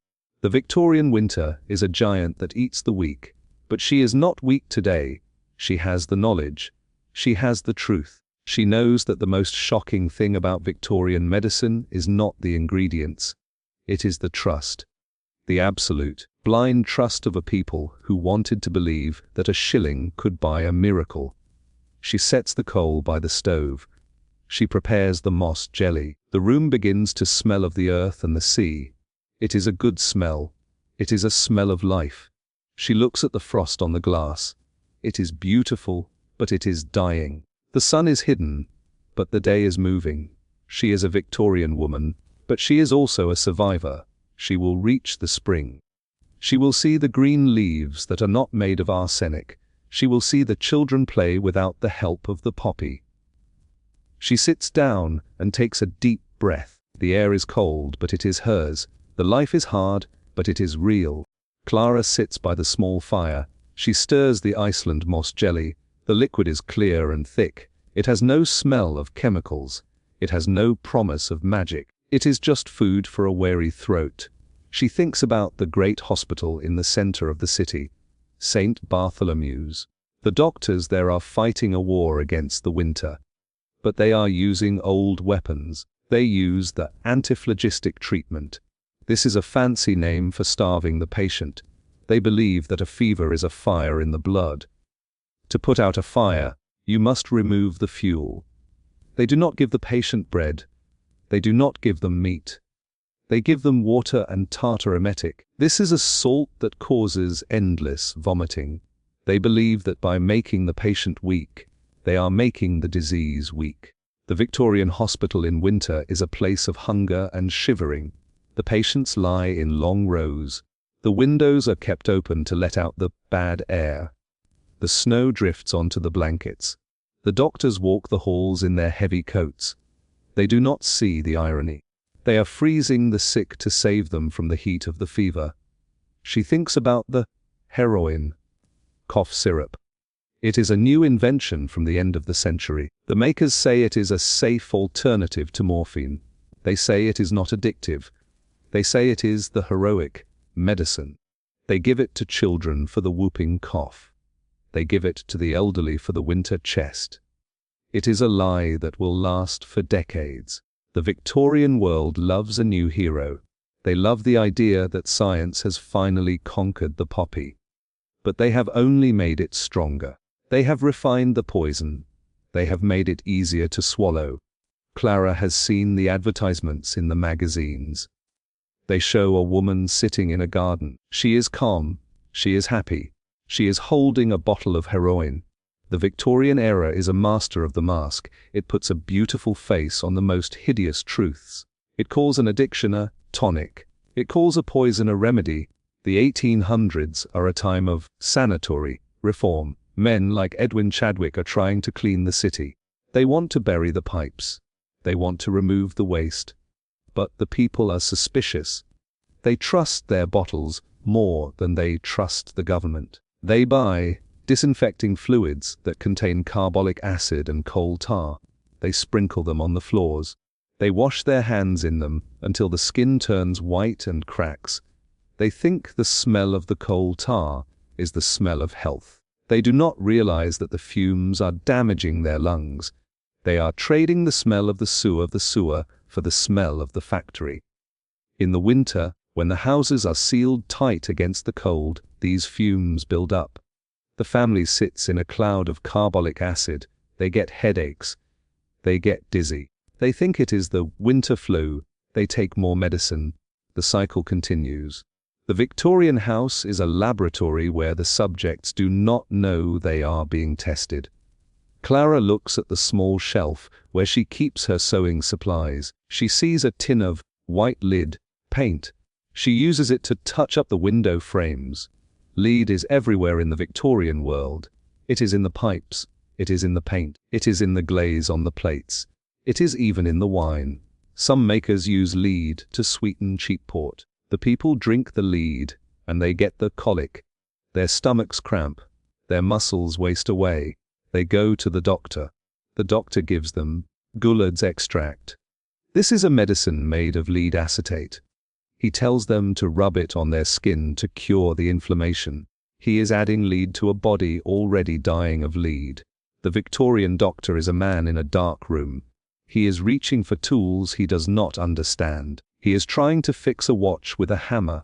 She remembers a story about the arsenic eaters of Styria.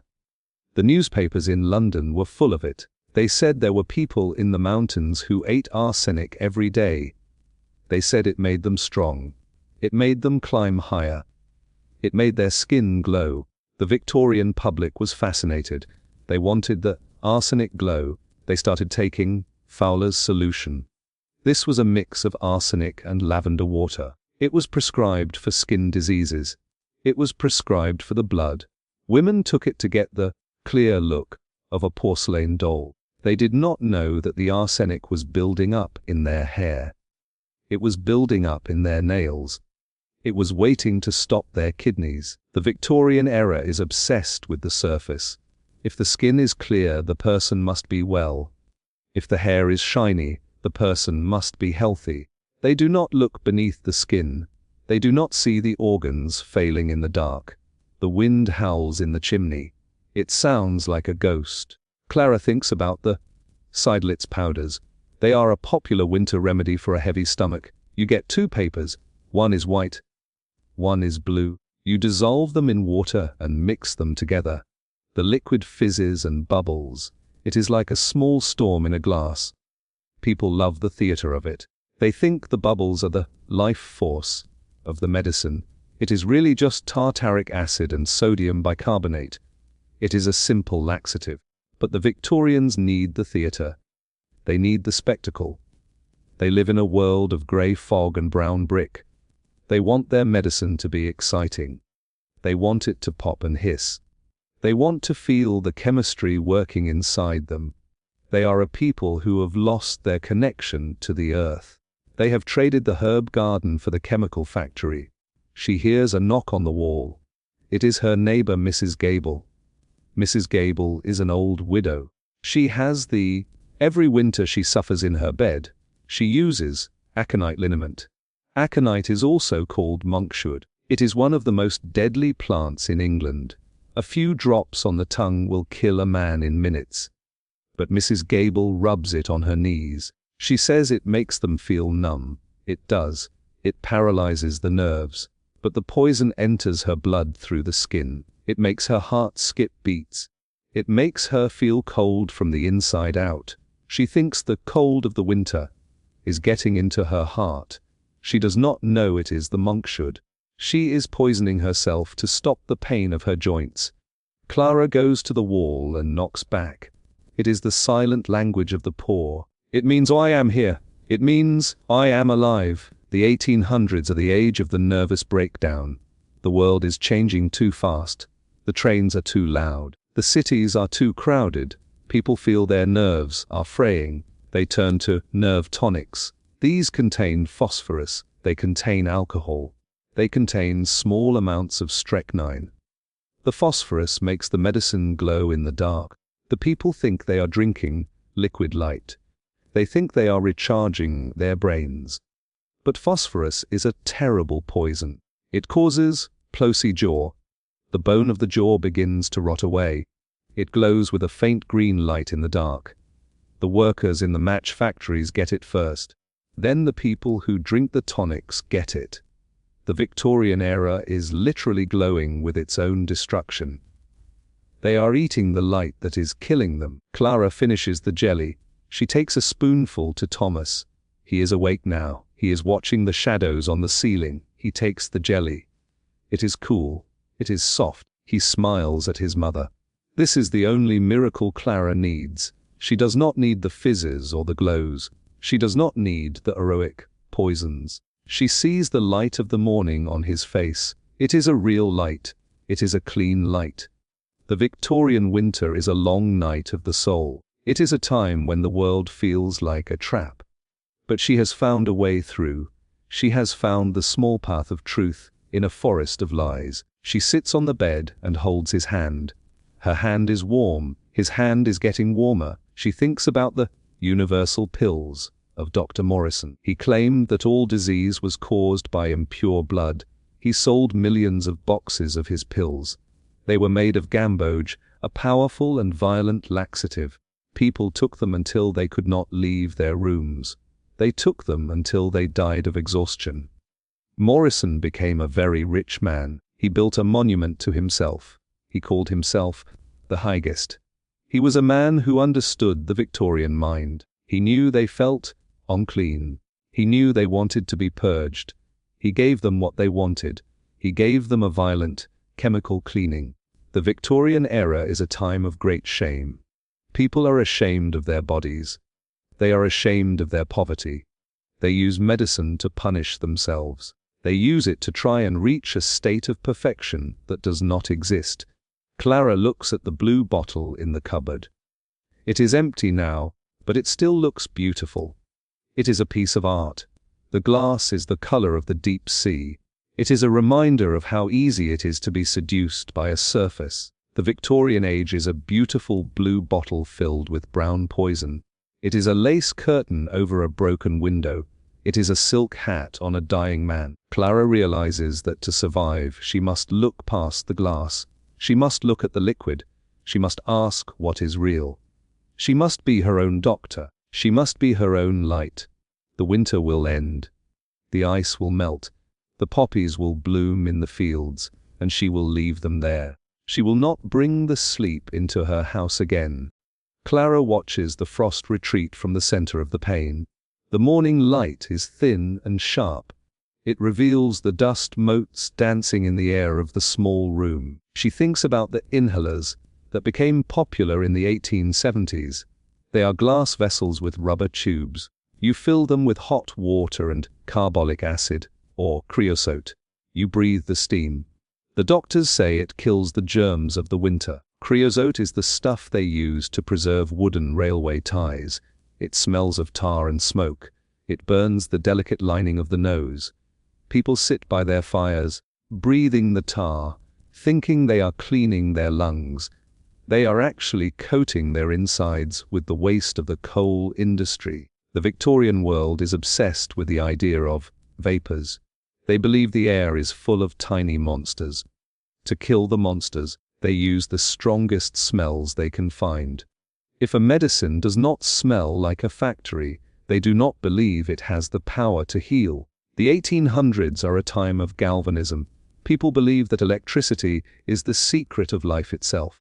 They have seen the experiments where a dead frog's leg twitches when touched with a wire. They want that power in their own bodies. They buy electric hairbrushes and galvanic rings. Some even go to medical electricians. These men have large machines with spinning glass discs.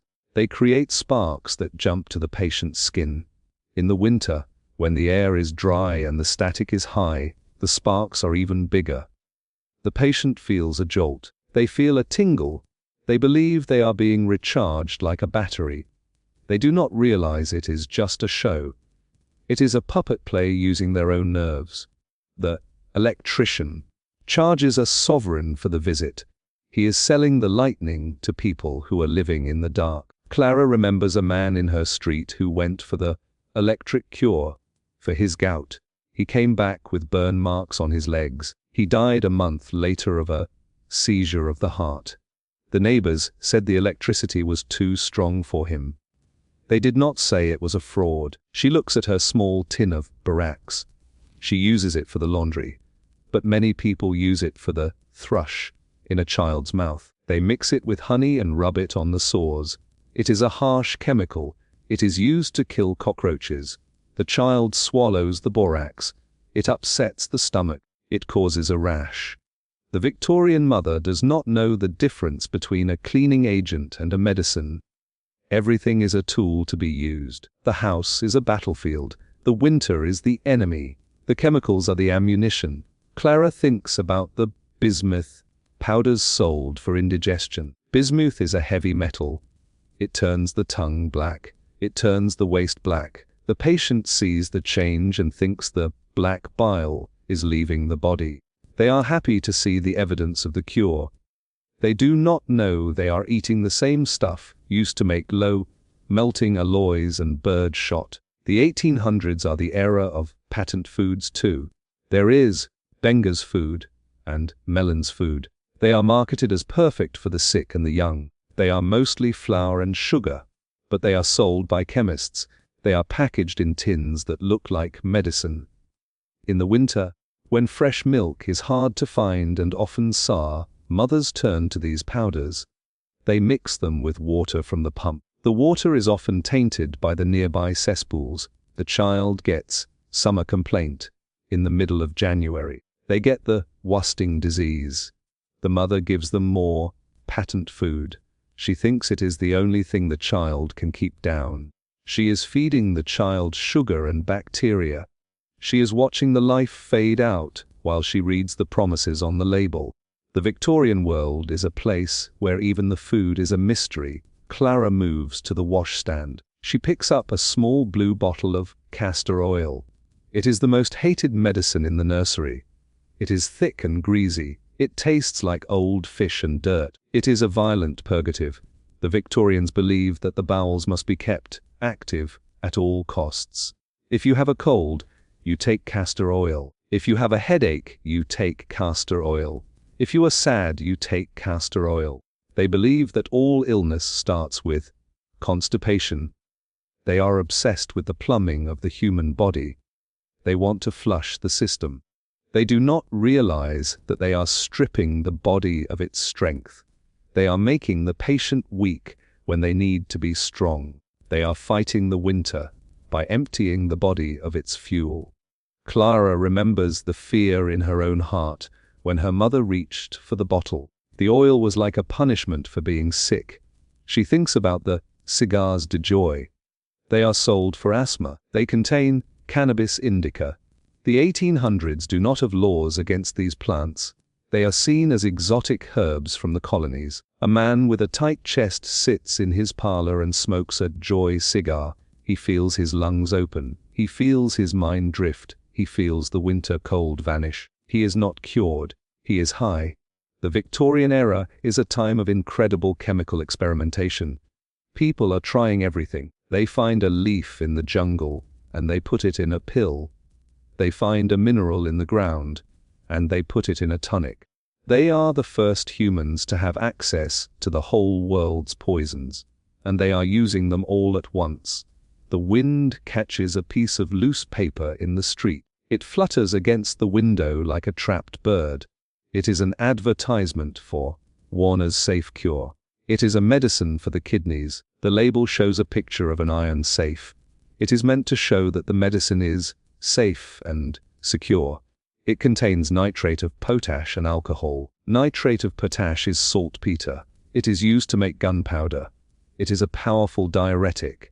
It makes the kidneys work like a steam engine. The patient thinks they are flushing the toxins. They are really just irritating their organs with the ingredients of explosives. The 1800s loved the idea of safety.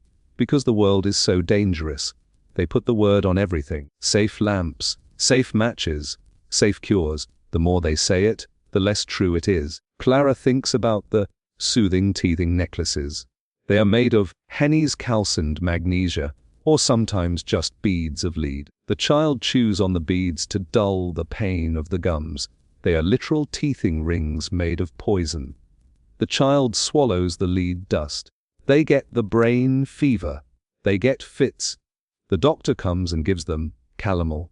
More mercury. It is a war of the elements inside the tiny body. Lead versus mercury. The child has no chance. The Victorian nursery is a place of silent killers. The wallpaper is green with arsenic. The toys are painted with lead. The medicine is full of opium. It is a miracle that any child reaches the age of 10. Clara looks at Thomas. He is playing with a piece of string. He is alive because she has been suspicious. She has been careful. The 1800s are also the age of glycerin. It is a byproduct of soap making. It is sweet and sticky. People think it is a miracle. They rub it on their chapped hands. They drink it for their coughs.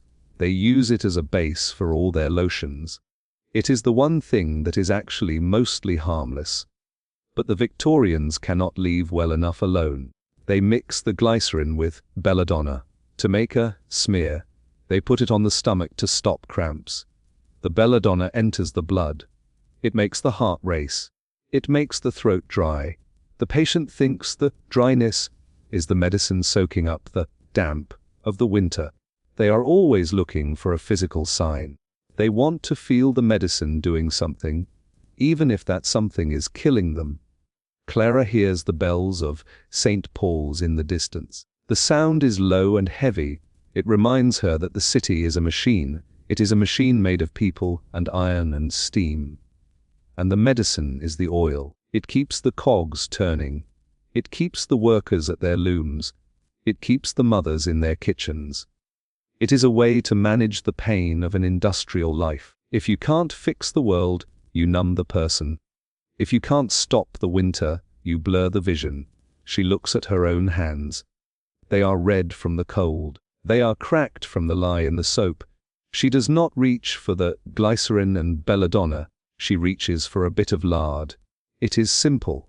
It is real. It does not promise to change her life. It only promises to protect her skin. She thinks about the chlorodyne.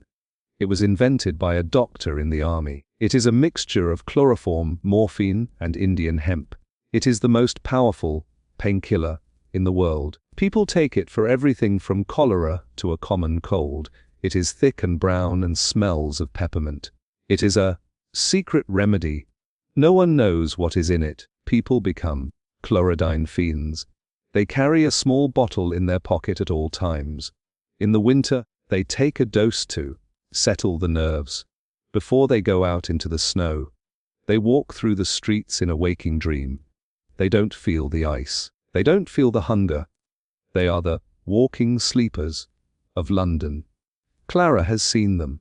They have a certain look in their eyes, a look of being somewhere else, a look of being gone while they are still standing. She turns away from the window. She has work to do. She has a life to live. She is a woman of the 1800s, but she is not a victim of its pharmacy. She has seen through the blue glass. She has heard the lie in the electric spark. She will stay in the cold, hard world of the real. She will keep her son in the light of the truth. The Victorian winter is a long, dark story. But every story has an ending, and every night has a dawn. She will wait for the sun. She will wait for the spring. She will be the one who remembers what people really took, and she will be the one who survived it. Clara hears the sound of a heavy hammer hitting stone. It is the icebreakers on the canal. They are trying to keep the water moving for the coal barges. In the Victorian winter, everything is a struggle against the freeze. She thinks about the infallible cures for the Winter itch. This is the name for the dry, cracked skin that comes from the cold and the lye soap. The chemist sells a sulfur ointment. It smells of rotten eggs and hellfire. People rub it over their bodies and sit near the stove. The heat makes the sulfur sink into the skin. It also makes the smell fill the house. They believe the smell is the impurity leaving the body. It is just the chemistry of the earth reacting to the heat of the fire. The Victorian person lives in a world of constant physical reminders. They are never allowed to forget their own flesh. If it is not the hunger, it is the medicine. She thinks about the opium plasters, sold for back pain. They are large sheets of leather coated in a sticky brown paste. You warm them by the fire and stick them to the skin. They stay there for weeks. The opium is absorbed through the pores. It creates a dull, heavy feeling in the limbs. It makes the hard work of the laundry or the dock feel like a dream. But when the plaster is pulled off, it takes the skin with it. The Victorian body is a map of these treatments. It is covered in the scars of mustard plasters, the burns of electric belts, and the raw patches of opium sheets. They are a people who are being slowly disassembled by their own cures. They are trying to fix the machine by grinding down the parts. The 1800s are a time of morphomania. This is the first time doctors realize that the miracle of the poppy is a trap. They see it in the high-class ladies of the West End. These women have nervous headaches. The doctor gives them a small silver syringe. He teaches them how to use it. It is seen as a refined way to take medicine. It is not like the dirty gin of the slums. It is scientific. It is modern. But soon, the lady cannot get out of bed without the silver needle. She becomes a prisoner in her own velvet-lined room. The Victorian winter makes it worse. The darkness and the isolation drive them to the needle. They are morphine brides. They are wedded to the chemical. Clara has seen them in the park during the brief hours of winter sun. They have a waxy skin that looks like it has never seen the light. They move with a slow, heavy grace that is the grace of the dead. She looks at a small box of charcoal biscuits. They are a popular remedy for flatulence and acid stomach. They are black and gritty. They are made of wood coal and flour. People eat them after every meal. They believe the charcoal soaks up the gases of the decay. It is one of the few things that is not a poison, but it is a sign of the Victorian obsession with the internal. They are terrified of what is happening inside their own stomachs. They believe they are rotting from the within. They see the smoke of the city, and they think their own bodies are full of soot. They eat the charcoal to match the outside with the inside. It is a strange, dark logic. They are trying to turn themselves into the very things that are killing them. They are becoming the coal. They are becoming the smoke. The wind rattles the loose pain again. Clara thinks about the drops made of pectoral balsam. They contain tincture of tolu and a large amount of alcohol. They are sold in every sweet shop. Children buy them for a penny. They are the gin of the nursery. A child with a winter cold is kept in a state of mild drunkenness for months. They are quiet. They are good. The parents are happy. They do not see the red eyes. They do not see the shaky hands. The 1800s do not have a concept of the alcoholic child. They only have the concept of the quiet child. The medicine is the tool that builds the silence. It is a silence that covers 1,000 tragedies. Clara looks at the blue bottle in the dark of the cupboard. She is glad it is empty. She is glad she has broken the silence in her own house. She remembers the Great Liver Survey of 1880. A man named Dr. Williams claimed that the sluggish liver was the cause of all winter deaths. He sold pink pills to wake up the liver. He said the liver was the engine of the body. If the engine is cold, the body dies. He used the language of the railway to sell his medicine. He used the language of the age of steam. The Victorian person understands engines. They understand coal and water and pressure. They think of their own heart as a piston. They think of their blood as steam. This is the danger of a metaphor. They treat their bodies like they treat the locomotives. They oil them with alcohol. They fool them with strychnine. They clean them with mercury. They are trying to maintain a machine that is made of salt and water and spirit, not iron and brass. Clara moves to the bed and adjusts the quilt. Thomas is sleeping deeply now. It is a natural sleep. It is the sleep of a body that is healing itself. She thinks about the fever hospitals of the 1800s. They are long, cold buildings on the edge of the city. If you go there, you do not come back. The nurses give the patients beef tea and port wine. This is the supporting treatment. They are trying to keep the heart beating while the fever burns out, but the wine is often faked. It is made of logwood and spirits. The beef tea is just salt and water. The patients are dying of scurvy and hunger while the doctors discuss the theory of germs. The Victorian era is a time of great talk and very little action. They have the words for the cure, but they do not have the cure itself. They have the bottle, but they do not have the medicine. She thinks about the magnetic brushes. They are sold to reinvigorate the brain. You brush your hair and the magnets pull the electricity to the scalp. It is a popular gift for the elderly in the winter. They sit by the fire and brush their thinning hair, hoping for a return of the strength of their youth. It is a pathetic sight. It is the hope of a people who have seen too much change. They have seen the world turn from green to black. They have seen the hand work replaced by the machine. They want a miracle that is as clean and simple as a magnet. They want a secret power that can reverse the clock. The 1800s are a century of nostalgia.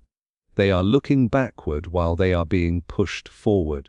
Their medicine reflects this. It is a mix of ancient herbs and modern chemicals. It is a mix of the monk and the engineer. Clara hears a horse slip on the ice outside. There is a shout and the sound of breaking wood. She goes to the window. A delivery wagon has hit a lamp post.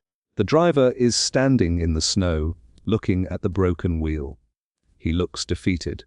He looks like a man who has no more energy to fight the winter. She knows what he will do. He will go to the nearest pub.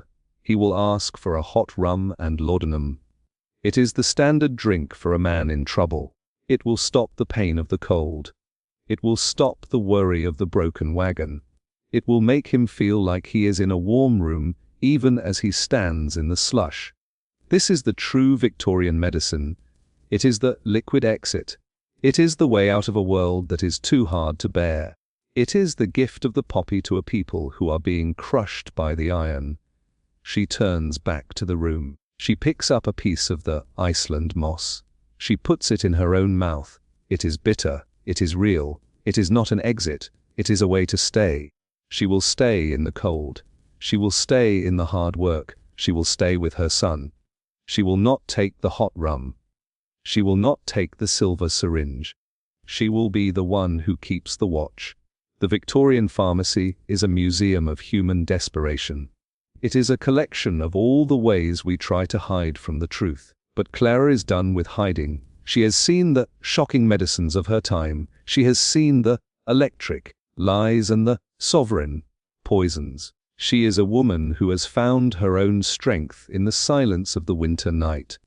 The sun is finally beginning to make a dent in the grey clouds. A single beam of light hits the blue bottle. It turns it into a jewel. It is beautiful, but it is hollow. Clara takes the bottle and puts it in the bucket of waste. She will not keep it as a souvenir. She will not keep it as a reminder. She will clear the space for something better. She will wait for the spring flowers. She will wait for the real medicine of the sun. She sits down one last time and closes her eyes. She is not sleeping. She is listening. She is listening to the heartbeat of her son. It is steady. It is strong.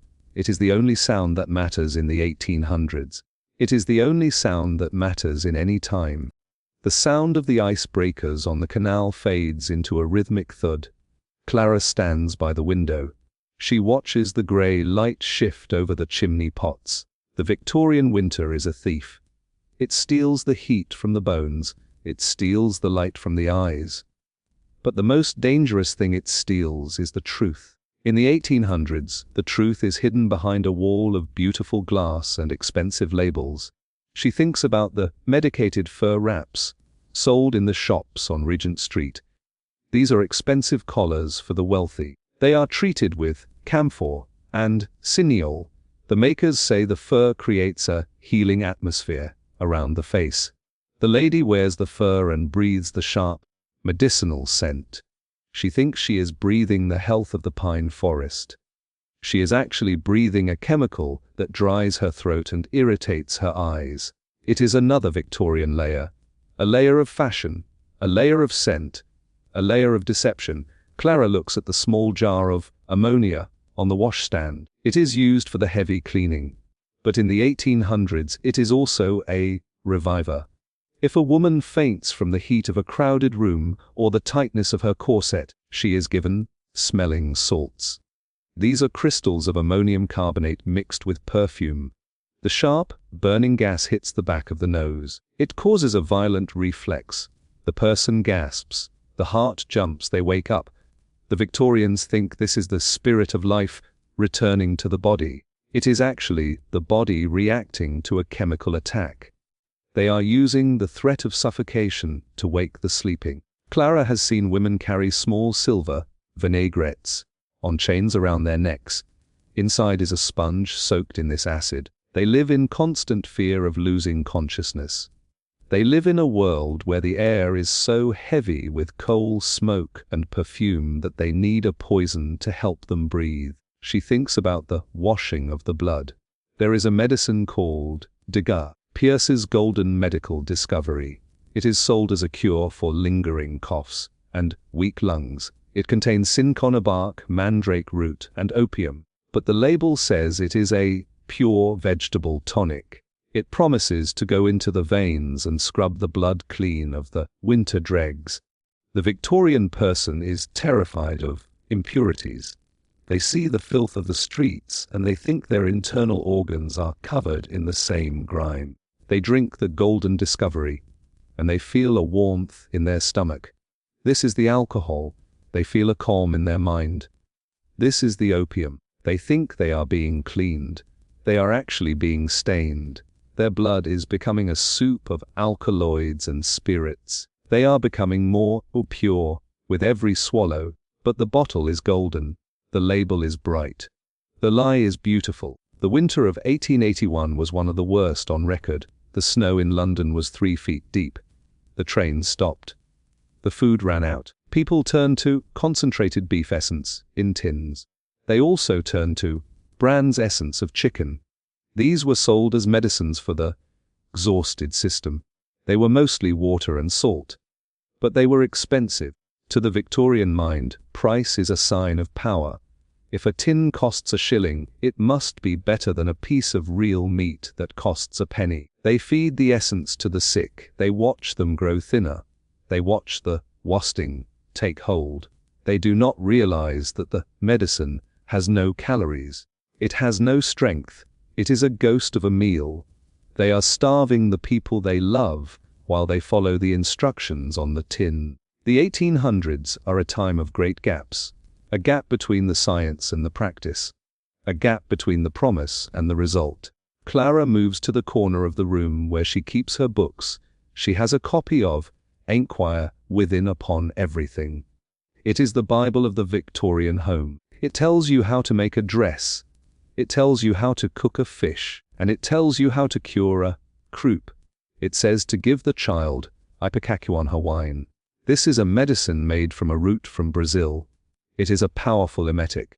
It makes the child vomit until their stomach is empty.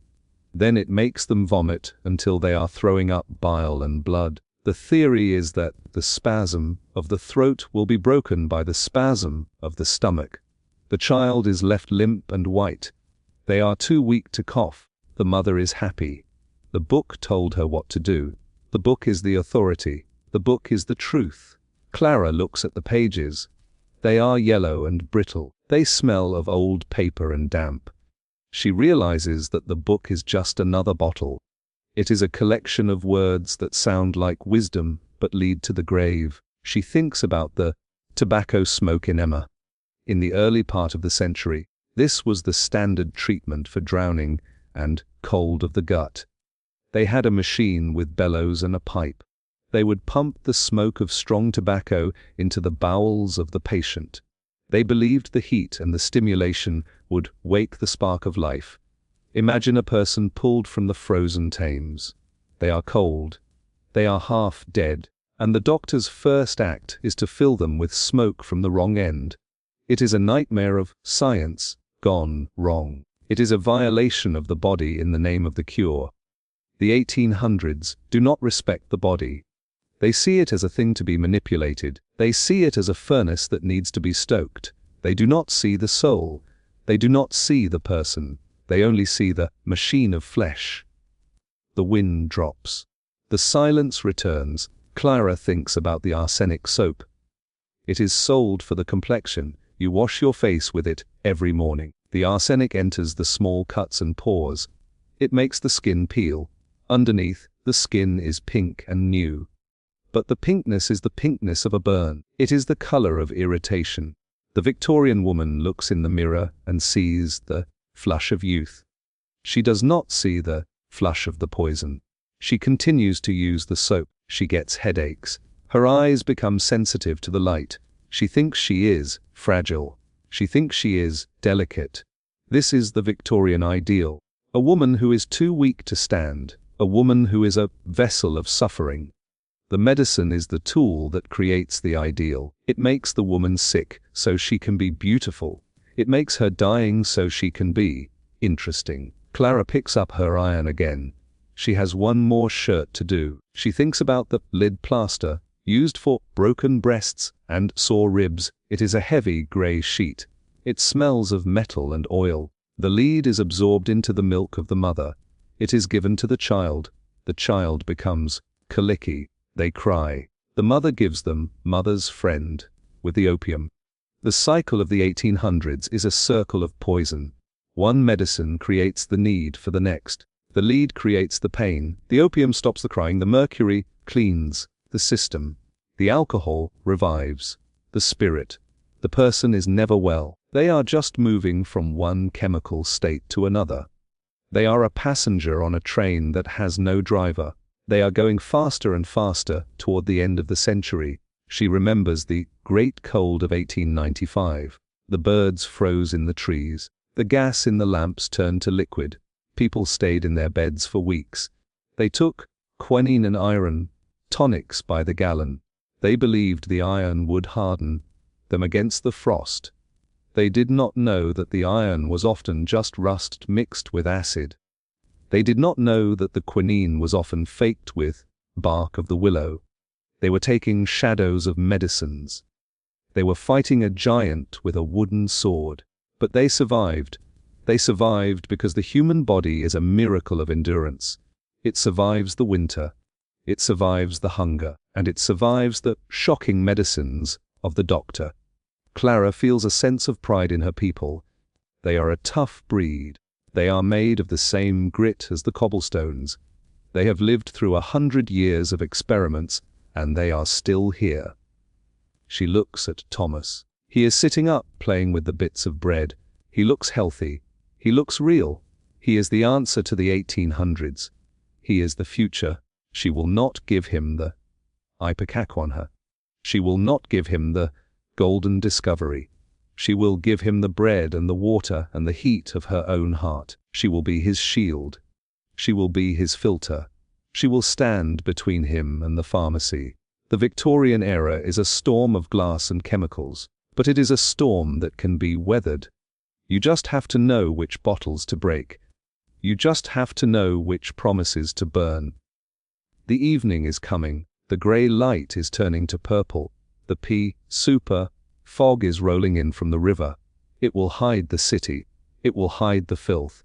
It will hide the shops. But Clara knows what is there. She knows the secrets of the shelf. She knows the cost of the core. She will light her own candle. She will sit in her own light. She will wait for the morning. She is a Victorian woman. but she is a woman who has opened her eyes. And once you have seen the poison in the gold, you can never go back to the sleep. The fog outside has turned the color of a bruised plum.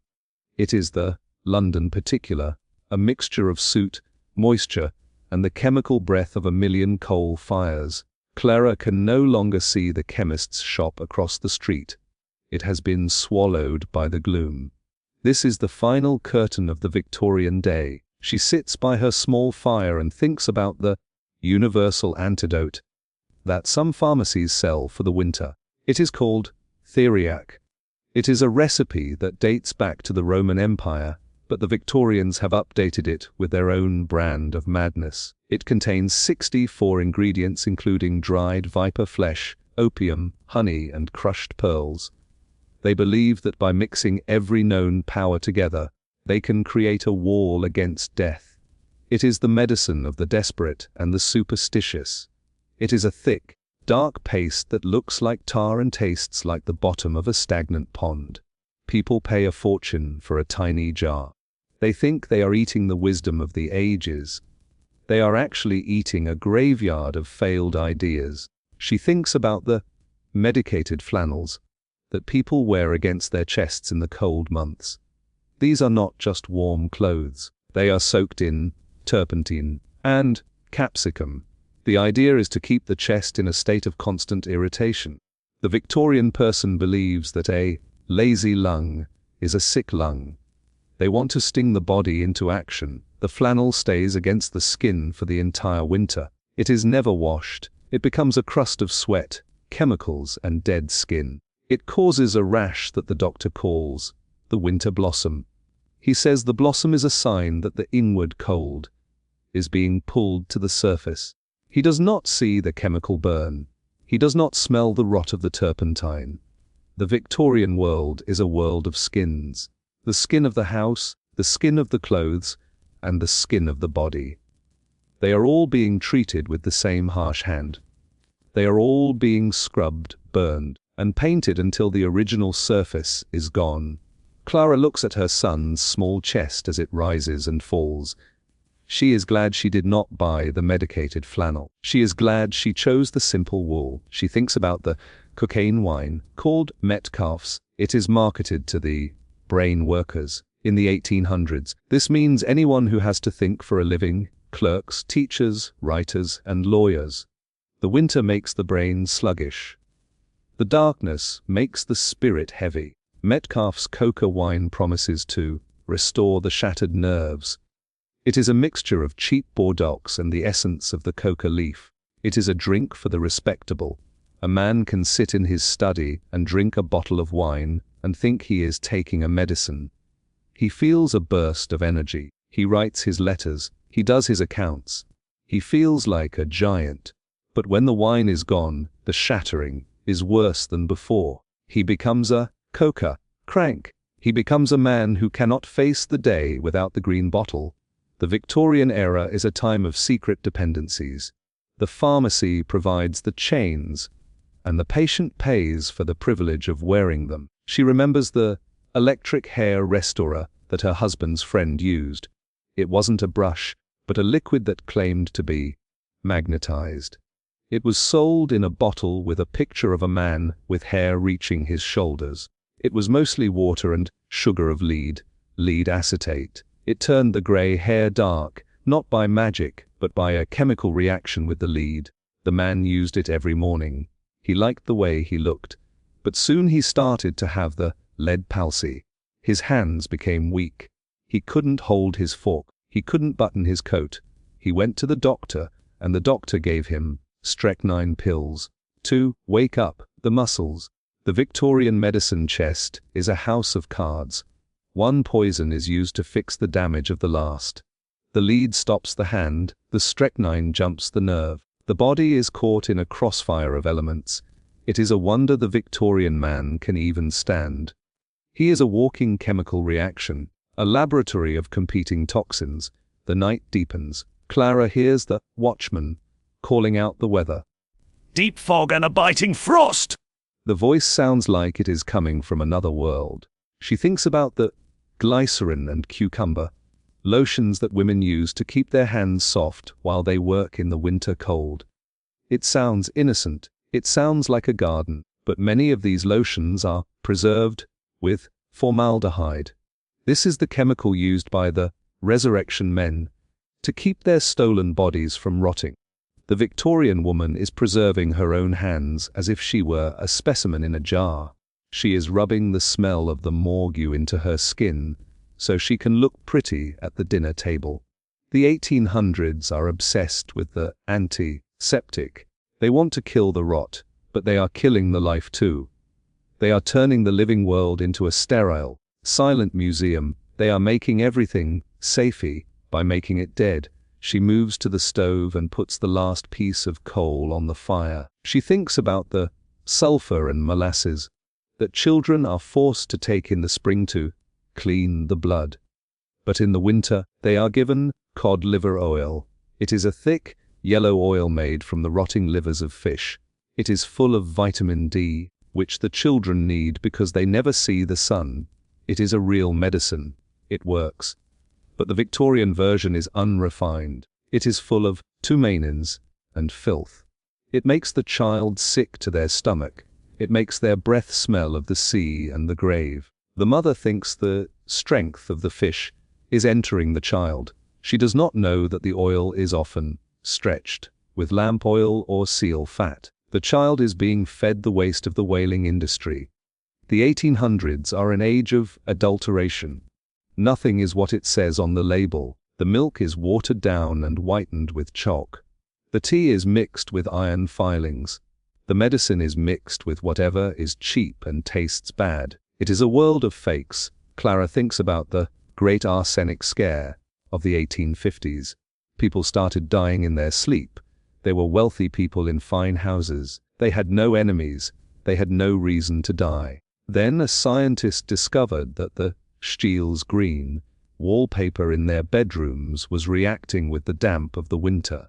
The mold on the back of the paper was eating the arsenic and turning it into a gas. The people were being murdered by their own beautiful walls. The Victorian parlour was a gas chamber. And what did the people do? They didn't tear down the wallpaper. They bought arsenic antidotes to keep on the mantelpiece. They bought bottles of hydrated oxide of iron and kept them next to the clock. They wanted to keep the beauty and the poison together. They thought they could balance the two. This is the Victorian heart.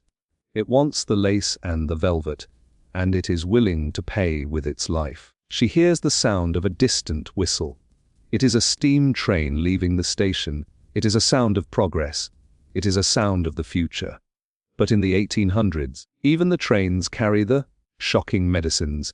There are railway medicine chests in the first-class carriages. They contain either a tincture of ginger and opium pills. They are for railway spine, the fear that the vibration of the train is shaking the human nervous system to pieces. The Victorian person is terrified of speed. They are terrified of the new world they are building. They take the opium to slow down the world. They take the ether to forget the noise. They are a people in a state of shock. The medicine is the only thing that keeps them from screaming. It is the padding on the walls of the century. It is the grease on the wheels of time. Clara sits back in her chair. She feels the exhaustion of the day finally taking hold. She looks at the small box of matches on the table. They are lucifers. They are made with white phosphorus. If she works in the match factory, her teeth will rot and her jaw will glow in the dark. If she eats the heads of the matches, she will die. Even the light in her house is a poison. She realizes that there is no escape from the 1800s. It is a total system. It is a web of chemistry and greed and hope. But she has survived another day. She has kept her son safe. She has kept her mind clear. She has looked at the shocking medicines, and she has said no. She is a woman of the slums, but she is more awake than the ladies of the West End. She is more scientific than the doctors with their leeches and their antimony. She thinks about the future one last time. She imagines a year like 2026. She imagines a world where the air is clean and the medicine is tested by machines. She wonders if the people of the future will look back at her and laugh. Will they think she was a savage? Or will they see her as a hero? She hopes they see the truth. She hopes they see a mother in a cold room, holding a spoon and a bottle, and having the courage to throw the bottle away. The 1800s are a dark chapter in the history of the human body. But it is a chapter that had to be written. It is the story of how we learned the hard way. It is the story of how we found the poison, so we could find the cure. Clara closes her eyes.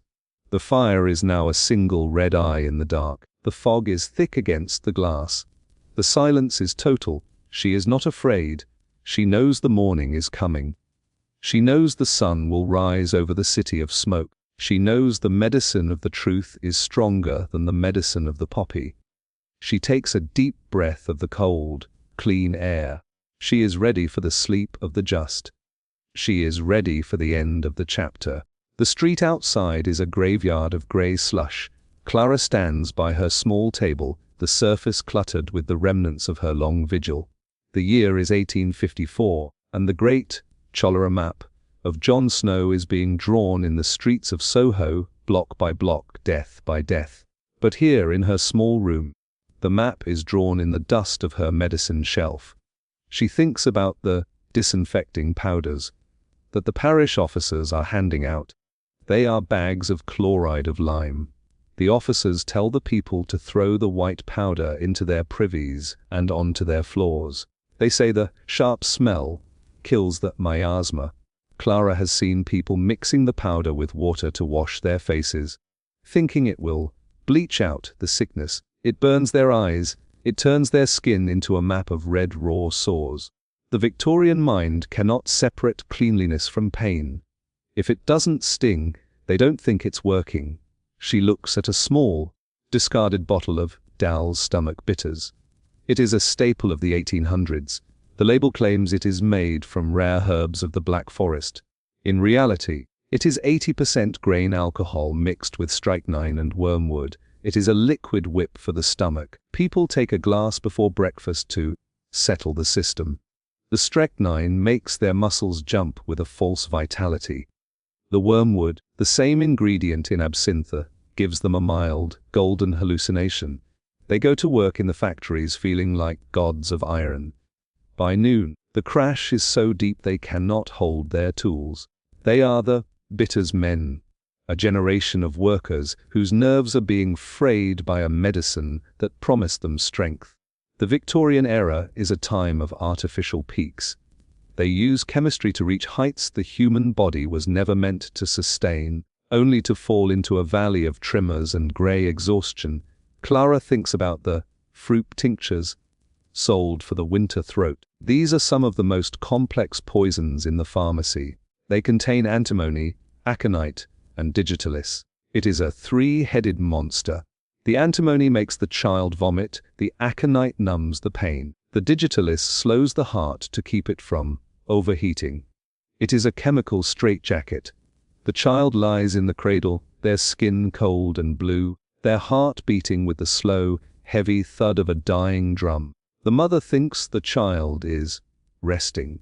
The doctor calls it reducing the pulse. They are bringing the child to the very edge of the grave, hoping the sickness will fall in before the child does. Clara remembers a neighbor's baby who was given the tincture. The child never woke up. The doctor said the fever was too great for the heart. He didn't look at the bottle. He didn't see the digitalis. She moves to the window and scrapes away a fresh layer of frost. She sees a man selling sulfur matches and camphor ice. Camphor ice is a block of wax and camphor used for chapped lips. It smells of the forest and the cold. But camphor is a relative of turpentine. If a child chews on the ice, they fall into fits. Their brain becomes inflamed. The Victorian world is full of these tempting poisons. Everything looks like candy or smells like flowers. The lozenges for the breath are colored with red lead or vermilion. The peppermint drops are whitened with chalk or plaster of Paris. Even the air in the chemist's shop is a poison. He burns sulfur candles to purify the room, filling the lungs of his customers with sulfuric acid. They cough as they buy their cough syrup. The irony is as thick as the London fog. Clara thinks about the great surgical spectacles of the era. If a man has a stone in his bladder, he goes to the theatre. Not the theatre of music, but the operating theatre. He is strapped to a wooden chair. There is no anesthesia in the early part of the century, and even in 1854, many doctors don't trust the newfangled either. The surgeon enters in a coat stained with the blood of 1,000 men. He prides himself on his speed. He can remove a limb in 30 seconds. He uses a saw that he has just wiped on his apron. The medicine given to the patient afterward is a bottle of wine of antimony. It is meant to calm the fever of the wound. It causes such violent sickness that the patient cannot even scream from the pain of the surgery. They are damped down like a fire. The Victorian surgeon is a butcher who thinks he is a priest. He values the clean cut more than the clean hand. She remembers the vapor baths of the 1870s. These were large wooden boxes where the patient sat with only their head sticking out. The box was filled with the steam of mercury or arsenic. It was called fumigation. It was meant to cure the social diseases that haunted the Victorian night. The patient sat in the box for an hour, breathing the poison through their skin. They came out shaking, their teeth loose in their gums, their skin a ghostly white. They thought they were purged. They were actually being turned into a living specimen of heavy metal poisoning. The 1800s are obsessed with the box of the bath, the box of the carriage, the box of the coffin. They are trying to contain the mess of life with the walls of the machine. The night wind begins to rattle the door. Clara thinks about the syrup of squills. It is an ancient medicine made from a sea onion. It is used to force the lungs to cough up the winter phlegm. But squill is a cousin to digitalis. It acts on the heart. A child given too much squill will have a heart that beats wildly and then stops. It is sold in every grocery store. It is given to every child with a snuffle. The Victorian nursery is a minefield of natural remedies that are as lethal as a snake's fink. The mother thinks, if it comes from a plant, it must be safe. She doesn't know that the most beautiful flowers in the English garden, the foxglove, the monkshood, the nightshade, are the grandfathers of the pharmacy. They are the silent killers that wait in the beautiful bottles. Clara looks at her own reflection in the dark glass. She sees a woman who has survived the heroic age of medicine. This is the official name for the time of leeches, lancets, and mercury. The doctors called themselves heroic because they took bold actions. They bled the patient until they fainted. They gave them doses of calomel that caused their hair to fall out. They conquered the body. They did not see that the body was the casualty of their victory. The Victorian era is a time of war on the flesh. They see the human body as a rebel that needs to be suppressed. They use the pharmacy as their armory. Every pill is a bullet, every tonic is a grenade. Clara has put down her weapons. She has chosen the medicine of peace. The bread, the water, the wool, and the silence. She thinks about the electric hairbrushes. Again, they are not the only things charged with the power of the spark. There are galvanic corsets for women. They have metal strips sewn into the fabric that are meant to stimulate the womb. In the winter, the cold metal against the skin is an agony. It causes sores that never heal because the corset is always tight. The Victorian woman is literally a captive of the coil. She is being electrocuted in the name of health. The 1800s love the idea of vibration. They think the body is a harp that needs to be tuned. They use electricity to pull the strings until they snap. Clara unfastens her own stays. She feels the blood rush back into her skin. It is a better feeling than any galvanic spark. It is the feeling of being alive. The clock on the church tower strikes midnight. The sound is flat and dead in the fog. Clara thinks about the pills for the poor. These are the sweepings of the chemist's table.